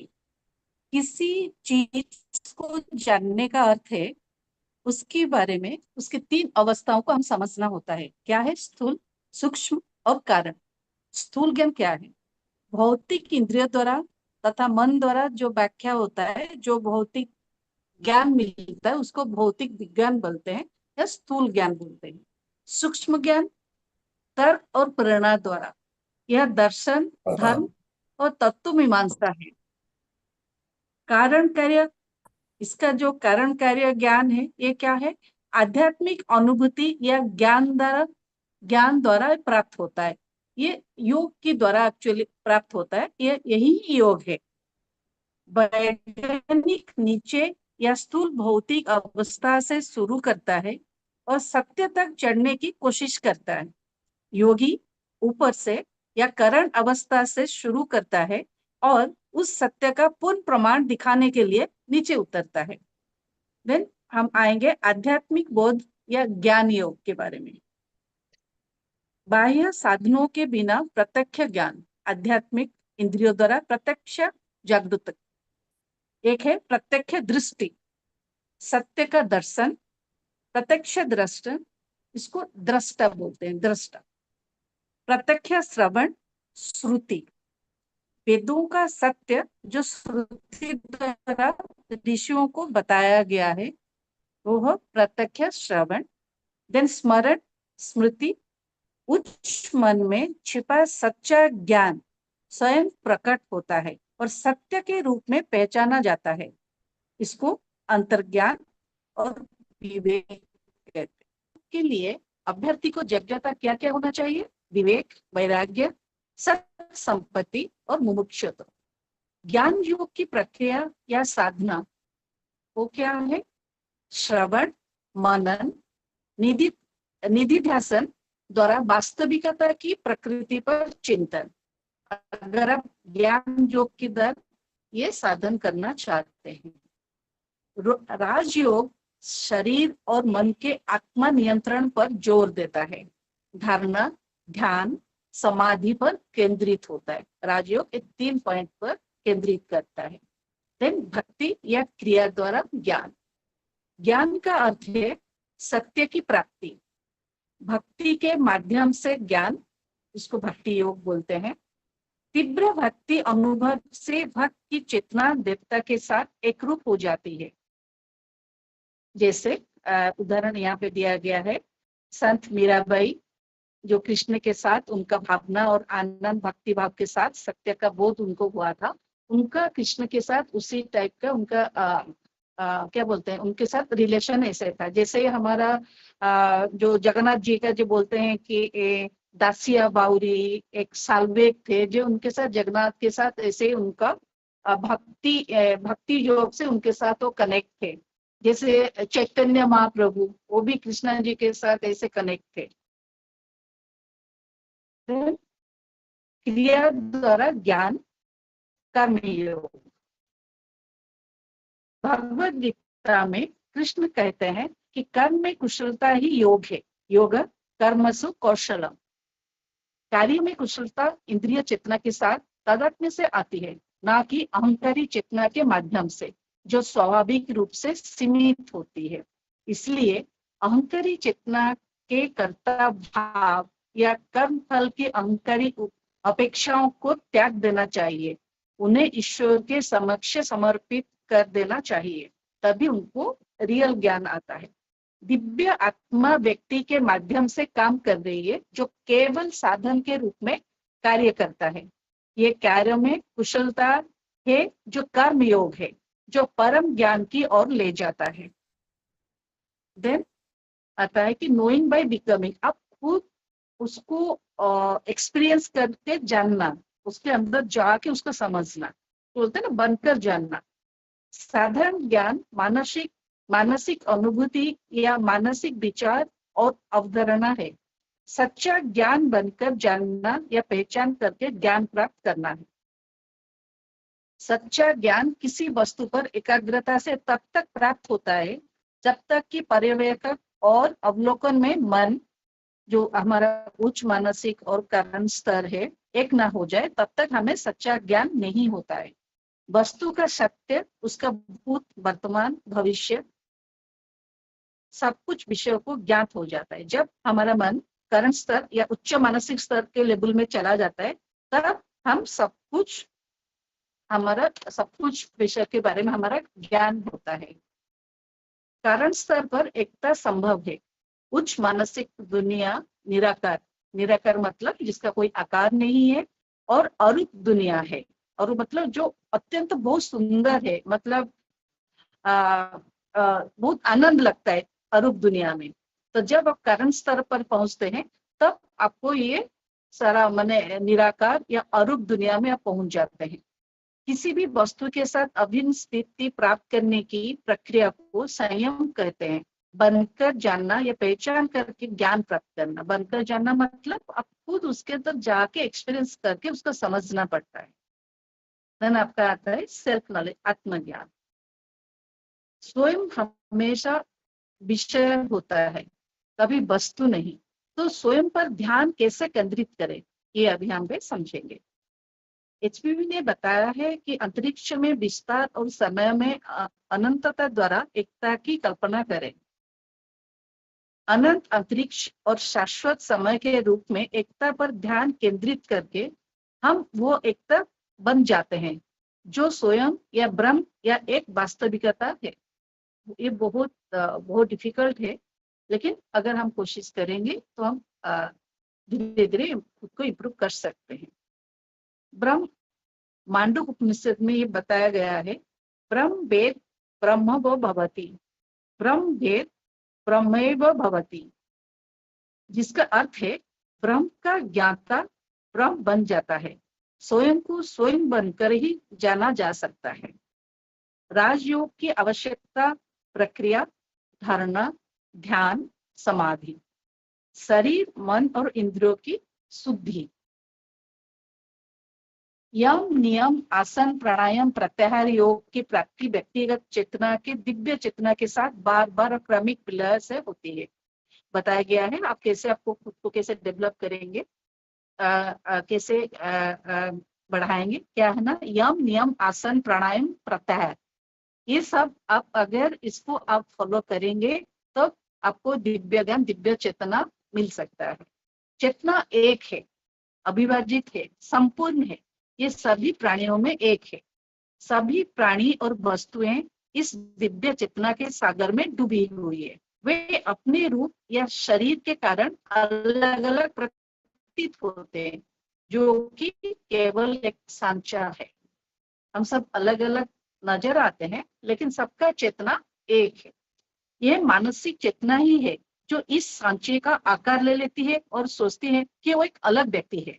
इसलिए मन पृथकतावादी है। जब हम खुद को सबसे अलग अलग समझते हैं, नेचुरल हम समझते हैं, तो इसलिए हम डिफरेंशिएट देखते हैं। जब हम सोचेंगे कि सबका चेतना एक है, तब हमारा एक दूसरे से अलग नहीं लगेगा, लगेगा हम सब एक ही है। मानसिक चेतना से ऊपर उठकर शुद्ध या दिव्य चेतना तक पहुंचने पर व्यक्ति को ये एहसास होता है कि वो केवल एक ही ढांचे में सीमित नहीं है, बल्कि दिव्य चेतना के सागर के समान है। बूंद सागर जैसे एक बूंद बूंद से सागर बन जाती है, इसे इस तुरंत ही हम क्या होता है, हम संपूर्ण ब्रह्मांड उसमें मौजूद सभी प्राणियों और वस्तुओं के साथ एक वास्तविकता के रूप में एकता का अनुभव करते हैं। जब हम ये समझते हैं, जब हमारा मानसिक चेतना उसी लेवल में पहुंचता है, तब हम सोचते हैं कि हम सब एक है। आत्मा ही एकमात्र सत्य है। आत्मा को जानने से बाकी सब कुछ ज्ञात हो जाता है। इस प्रकार आत्मज्ञान ही सर्वोच्च ज्ञान है, जिसके लिए व्यक्ति को प्रयास करना चाहिए। Thank you. Thank you so much. और ना मैं मंच खुला करता हूँ, किसी को कोई प्रश्न पूछना हो या विभा जी आपको कुछ ऐड करना हो, ललिता जी आपको कुछ ऐड करना हो, जो भी हो आप बोल सकते हैं। Yes Vibha ji. No, I think I have put a lot of things in one presentation. So I think I don't want to add anything. जी जी जी। विभा जी नमस्ते। Namaste. हाँ जी, Is video there an experience, sir? It is dark here. Hello. Lakshmi ji आप Is video, there? Okay, here it is dark. अच्छा okay, go ahead. Is there an experience, sir? To experience all these things?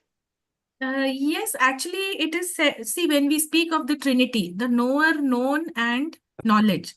So the knower is the person who may be said to be experiencing. But if you go a level even higher, then that is only the witness consciousness, the pure consciousness. Okay, so it depends on which level you are reaching. To experience the oneness. There is no. They see all the experience, they come to the consciousness only. When you are Yes. conscious of something, it means you are experiencing it, right? But when you say experience, it necessarily means a duality. You are experiencing something. Yes. If you go a level higher than that, then the duality is resolved. There is just unity. So where is the experience? Where is the experience? Everything is one.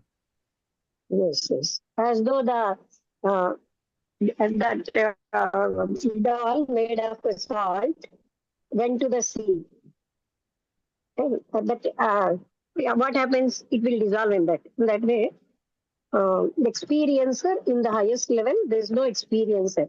As Krishnamurti says, no observer is there, no seeker, no experiencer. Correct. So that's a very good example. Very good example. Yes. You presented nicely. Thank you. Yes, Lalita ji, you wish to add something? No, Okay. sir. Kanchan ji, Sheetal ji. Lalita ji Vibha ji के also आगे तो बस presented nicely. Lalita ji, though I don't know 100% Kannada, but your presentation is also nice. Thank you. Thank you, madam. Thank Yeah. you. Vibha ji के पूरे ज्ञान को translate करना in itself is an achievement by Sure. anyone, whether Yes, it's Hindi or Kannada, because Hindi का second part में बिल्कुल नहीं सुन पाई, पता नहीं क्या वॉइस का प्रॉब्लम था. अच्छा. In any way, विभा जी मेरे को आई थिंक आपकी 8th स्लाइड थी जिसमें आपने कहा yogi has to start from above kaushal level. उसमें मेरे को ये सवाल आता है कि even a yogi starts from physical level to reach to the level of caution, isn't it? See, the knowledge which is attained by our physical senses, that is not the true knowledge. Yes. Right? So Yes. yogi goes into a higher consciousness through whatever method. He does his yogic sadhana, or he will go into meditation, or he will do dharana, dhyan, samadhi. So he will obtain true knowledge at a higher level, at the causal level. Right? So you are trying to say once he becomes yogi, thereafter he is coming from up to down, is it? Yes, obviously there is a sadhana to reach there, right? We all are on the physical plane. They are also men like us. But then through sadhana, they obtain the real knowledge. Whereas we think that what we are seeing with our eyes, hearing with our physical ears, that is true. Right? So there is the difference. Thank you so much. It was so, amazing. आपके तो lecture सुनना पूरा गागर में सागर है. All Vedanta theosophy all जैसे आपके खून में रच बस गई है. I don't know. Thank you. Thank you. नहीं, सही बात है. बहुत सुनी. एक बाजी. प्रभाव होता है, समझ में. 1 minute. हाँ, Lakshmi. Kaivalyopanishad says, na karmana, na prajaya, dhanena, tyagenaika amrutatva manasaha. Means, with any type of action, we cannot get that perfection. Or with the people, or the offsprings, or with the money, we get that perfection. But we say sadhana. But it is said in the Kaivalya Upanishad, no kind of action will lead there. What do you say that? You are absolutely true. You are speaking of levels which are higher and higher. I have not touched those levels. But it is true. By our effort, we cannot reach the divine. See, because we are caught in this personal level, the lower self. Right? So all that we can do is purify our lower self. After that, it is the grace of the divine, which will descend into us and pull us up to the divine level. So you have to wait for the grace of the divine. You cannot go there by yourself. Mind cannot exceed the mind. And we are thinking by the mind only. How can we exceed it? The grace has to descend from above, which pulls us up. So what is in our hand? Only to purify our lower self. Purify the senses, the mind, the body. That is in our hands. Yes. Right, nice. Thank you. Yes. Anyone else? Yes बाजी मुझे ये पूछना है कि what is Krishna consciousness. What is Krishna consciousness? Sheetal ji, namaste. So, Namaste. Krishna consciousness in Theosophic literature, it is defined as the buddhic consciousness, the sixth principle. Yes. So that is simple Okay. to understand. I will not Means, elaborate because Krishna consciousness is something very, very high. okay. Yeah. And we say when Radhaji or Biraji went to that one with Krishna consciousness, means sometimes you explain it, See, Krishna is an if not avatar. now. So if you go into the knowledge about what is an avatar, we say Krishna is the avatar of Mahavishnu, right? But when he has come into this earth, we should consider him as our sixth principle, the Krishna consciousness within us.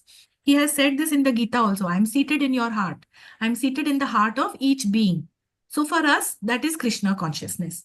Once we reach that level, there is no stopping of how many higher levels are there. There are layers within layers of reaching higher. That is all Krishna consciousness. Ananda, Chidananda state, even higher than that. Is it one with the universal consciousness? Who can say? We have to reach there. Yes. How can we say? Universal consciousness, for Thank that you. we say, see, all in our, you look at our Indian tradition, we define as Brahma, Vishnu, Mahesh. That is the Trinity, which is manifesting the universe. That means that is universal consciousness. Now, if you go in some more traditions, they will say Shiva and Krishna is one. So that is universal consciousness, right? So it depends on how you interpret things. We are giving names and forms to things which we cannot experience. That is our limitation. Okay. So it is better to stay with this understanding that it is the Buddhic consciousness, that is Krishna consciousness. And Buddhi is universal. Buddhi is not limited to mind, individual mind. Buddhi is a universal principle. It manifests the light of Atma. So naturally, that is universal consciousness. Oh, yes. Now I understood. Okay. Buddhi is the universal Buddhic level. Yes. Thank you, Sheetalji. Buddhi consciousness, universal Buddhi level. Yes, anyone? Harshvardhanji, Vimalji? Anyone? Go ahead. Yes, I would like to say, first of all, congratulate VIBHA. Namaste, sir. Again, Thank you. Namaste. After Varanasi study class, I just listened to you again in this program for the first time after quite a long time. Of course, very interesting subject. And Lalita ji, I congratulate for a translation in Kannada. And wonderful translation, very rhythmic and Thank you, no sir. flow. Yes, I listening to the language is itself very interesting. Yes. And Smita ji, I congratulate for your Hindi translation. Wonderful subject, VIBHA ji, you have taken up. Certain points that I have to go with the particular knowledge as a theosophist, because we have to understand the concept of clairvoyance, esoteric Buddhism, and Vedantic classification. These are very important features. And we understand that with the Tarak Raj Yoga, because it sustains the Upadhi. And in this way, when we understand that, we attain the knowledge. So your second part was very important. First, that was given the particular understanding and a kind of comprehensive study. And that is the starting point of any learner. As we are the students of Theosophy, it means we have to start learning. And when we have also three states, that is the hall of learning, because we are coming from the hall of ignorance. And after the hall of learning, we enter the hall of knowledge. So that is also kind of understanding. So attaining the knowledge, that is really wonderful. And now we're coming to the subtlest point. That is the direct vision. Do we have the direct vision? Of course, I understand it becomes the intuitive knowledge. So my question, let us elaborate, VIBHA, if you have a few words to say about this direct vision. So direct vision, I already mentioned in my while I was explaining that slide, I have come across it only at one point in the Theosophic literature, that is in Light of the Path. When the master has accepted the aspirant and he's initiating the aspirant, so he's become a disciple, then the master merges his consciousness with the disciple's consciousness. And at that point, the consciousness of the disciple expands and he gets a glimpse of his own future self. What is the future self of every man? Each man, every individual, every soul, it's a God. He's a God in exile. So our real nature or real self is equivalent to the stature of the logos. In the present case, the solar logos. So that is the glimpse which the aspirant gets. And if you read that shlok in that aphorism in Light on the Path, the master says that you should not get scared of this. This is your own future self, because it is so bright and brilliant that the aspirant or the disciple, he shuts his eyes. So that is equivalent to a spiritual vision. It is I compared it to the spiritual vision of Arjun when he was able to see the Virat Roop of Krishna on the battlefield. He also tells Krishna that please come back in your normal form. I cannot bear to see this Virat Roop. He says that. Correct. So that is also kind of understanding when we have this proper understanding of the theosophic terminology. That is also important. Then we have the Shruti as a direct hearing, and also the Smruti, that is the recollection. So I think all these aspects that in the second part are very important. And coming to the Raj Yoga, that is also with the particular mention of the book at the feet of the master, where Vivek, Vairagya, and Sat Sampati and Mukshatva, they are explained so well. So really very nice. But I want to emphasize on the particular thing that is working with consciousness. That is, and second part is the yoga karmashu kaushalam. So working with consciousness, that means again we have the karta bhav. We understand that we have to do this work. So that gives the energy. So working with the consciousness, and necessarily it becomes, and then it dissolves. So I think categorically when we say we must have the karta bhav to begin with the work, and after attaining that knowledge in the way it becomes very spiritual kind of experience, then our karta bhav dissolves. So I think technically that is very wonderful. And now the last, that is what Krishnaji says about the observer and the observed that you mentioned in your talk. So is there any identity that remains afterwards, or is it the experience with the life, or it becomes the experience with the afterlife? So because rebirth and reincarnation, is there any connection? Because when we go deeper into such study, as the particular point of view is very important. So how it affects? Any idea? I didn't follow your question. Can you state it clearly again? Suppose, I make it very clear. When we have the knowledge as our own identity, that means our identity is dissolved totally, and our karta bhav is not there. It means we live the life with that particular understanding that whatever our knowledge is the knowledge of self. So this understanding remains with us and becomes our spiritual understanding and spiritual experience. So is it possible that it continues with our rebirth, or after our second birth, or whatever we have as sanskar, or we just bring it back in our reincarnation? So is there any such connection? Have you studied like that? I see what I feel. I can share my personal view. There might be different views. Okay. My personal view is that once you have attained that identity, that knowledge, that you don't have the karta bhav, it is the divine which is working through you. So you have attained that identity, and where is the question of rebirth? Right? Then you are liberated. Yes. You are identified with the divine. You are liberated. Yes. So that comes as an understanding. And when we have different schools of thoughts, we understand that it comes to the real knowledge of self. That means it becomes our nirvanic state. Yeah.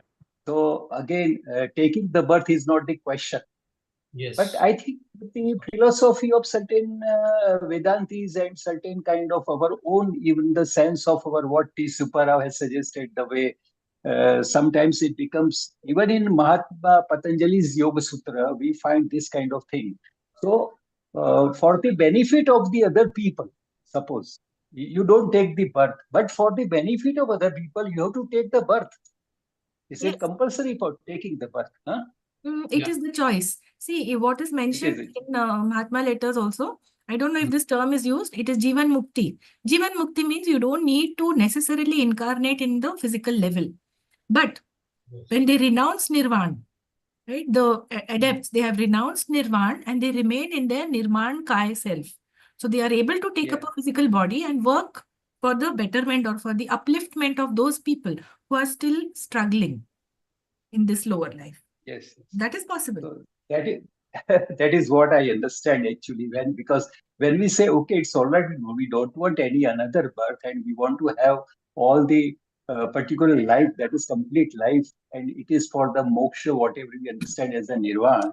But attaining this knowledge, it becomes a kind of karmic result. So, Sir, as a karmic result, we have to do for another understanding this. Okay. is it another Yes, question? Taraji, you want to say something? Yeah. No, another question you want to ask, sir? Please go ahead. Me? Yeah, was No, there? no. There is no other question. It is what Vibhaji has explained very well. That is also the thing. Actually, see, we have absolute one, and after this understanding of absolute one, what the avatars have taken particular responsibility in different ages. So again, such soul, when it reincarnates, it has the responsibility to perform in the society, not Sir. for itself. Yes. Okay. Okay. For the time, yes, it becomes very longer. Thank you very much. Thank you. Malji, please go ahead.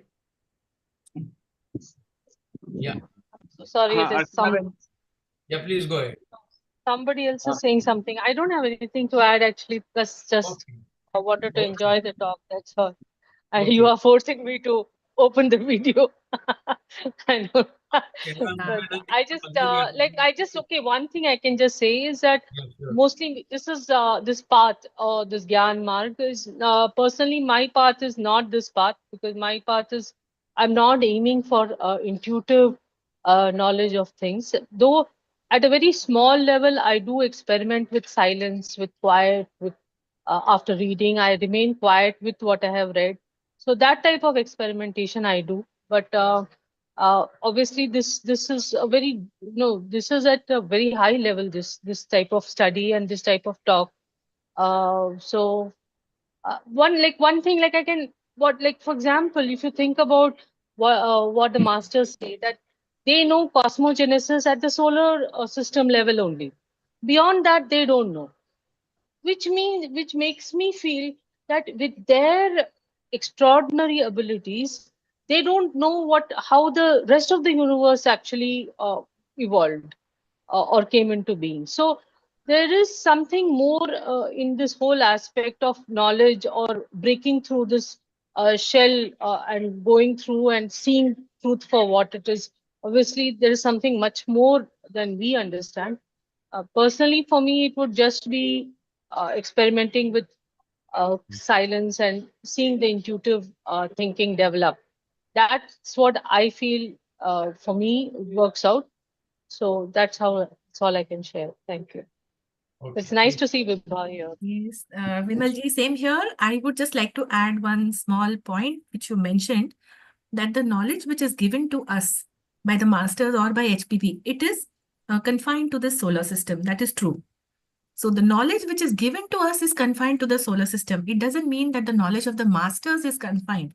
They might be having a much higher knowledge. It is mentioned that to the consciousness of the Mahachohan, everything, the past, present, and future lies like an open book, which means he has his existence at the causal level, much, much beyond this terrestrial level. Okay, and that is the hierarchy of the adepts. So to what level their knowledge is, we cannot say. They are giving us only this much because we are capable of only that. of understanding at the present moment. As humanity evolves, more knowledge will come. Okay. Thank Yes. you for the explanation. Yes, one last thing, Archana ji. Yeah, go ahead. Like Vimal ji said that she believes in silence and all. मेरा मुझे लगता है मुझे शायद भक्ति मार्ग resonates with me, और शायद कृष्ण के वैष्णव घर में पैदा होने का जो भी कारण हो, कृष्ण मुझे, जब आप दिव्य दृष्टि की बात कर रही थी तो मुझे दो एग्जाम्पल और याद आए, अगर ये सो दिव्य दृष्टि में मान सके तो। जब कृष्ण बाल स्वरूप थे, उन्होंने मट्टी खाई और वो मट्टी खोलने के लिए मुंह खोला तो उन्हें अपनी माँ को ब्रह्मांड पूरा दिखाया और उन्हें दिखाया कि ये क्या बात है। तो कहीं वहीं कृष्ण जी भगवान वापस आते हैं, और वापस कृष्ण भगवान आते हैं नरसिंह मेहता के रूप में। नरसिंह मेहता हमारे गुजराती के बहुत बड़े पोएट और कृष्ण भक्त थे, जैसे मीराबाई हैं वैसे हुए वे थे। तो उनको भी शायद उनको दृष्टि, उन्होंने बोला कि आप करते क्या हो रात को, तो उनको सदेह यानी पूरे देह के साथ उनको वो स्वर्ग में दिखाने, रास लीला लिखाने ले गए, हाथ में मशाल पकड़े हुए। नरसिंह मेहता का हाथ जल गया मशाल पकड़े हुए, उन्होंने पूरी वो रास लीला देह देखी, सिर्फ दृष्टि से नहीं।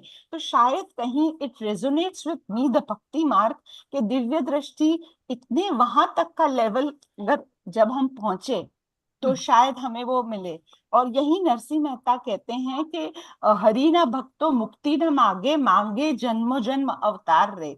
सो एज वी ग्रो, आपने जो अंत में अभी जो वाक्य बोला कि हमें बहुत सारे आगे बढ़ना है धीरे धीरे, यानी हम इतने सारे भक्ति मार्ग में ये बहुत शॉर्टकट लगता है कि हम वापस के वापस भगवान को स्वरूप पे आएंगे तो हम वहां नरसिंह मेहता के लेवल पे या तो कहीं भी पहुंच सकेंगे। खाली एक के विचार आया तो मैंने सोचा शायद शेयर करूं in a very layman's language, nothing intellectual about it, just भावनात्मक explanation for my understanding of this lecture today. Thank you so very much. और ललिता जी, मुझे लगता है मुझे कन्नड़ा आ गई। थैंक यू सो मच, इतनी सुंदर। I am so thankful and Thank grateful to you. Thank beautiful you. Hindi and Kannada and of course Vibha ji. Thank Yeah. You. Thank you. And I would like to thank Lalita ji and Smita ji for their wonderful translation. So, this message reached out to many more people. Thank you so much. Thank you for giving me the opportunity to speak in Kannada. Thank you, madam. So much translation work. It is really was very good, very nice. For 2 days, I mean that only, that state only. Yeah, it helped me a lot. Thank you, Lalita ji. And whenever Yeah. this type of lectures are there, I always try to reach you. And also Smita ji, you also did a wonderful job. और विभा जी के तो कहने ही क्या। अतुल भाई, अर्चनाबेन प्रार्थना द्वारा सभाનું સમાપન કરાવશે। Thank you so much. Archanaben आपનું स्वागत। सर मेरी एक छोटी सी रिक्वेस्ट है, विभा जी शांति पाठ बहुत अच्छे से शांति मंत्र बोलती, अगर विभा जी को कोई एतराज न हो तो आप अपनी वो पूरी जो लंबी वाली शांति प्रार्थना बोलती हैं प्लीज हमें सुनाएं। वही समापन करते हैं। Okay. Yeah, I normally, when I'm taking the study of Mahatma letters, I end by this. Om Asato Ma Sadgamaya Tamaso Ma Jyotirgamaya Mrityorma Amritam Gamaya Om Sarvesham Swastirabhavatu Sarvesham Shantirabhavatu Sarvesham Purnam Bhavatu Sarvesham Mangalam Bhavatu Loka Samasta Sukhino Bhavantu Sarve Bhavantu Sukhinah Sarve Santu Niramaya Sarve Bhadrani Pashyantu Ma Kaschit Dukha Bhag Bhave Om Shanti Shanti Shanti. Namaste. Thank you.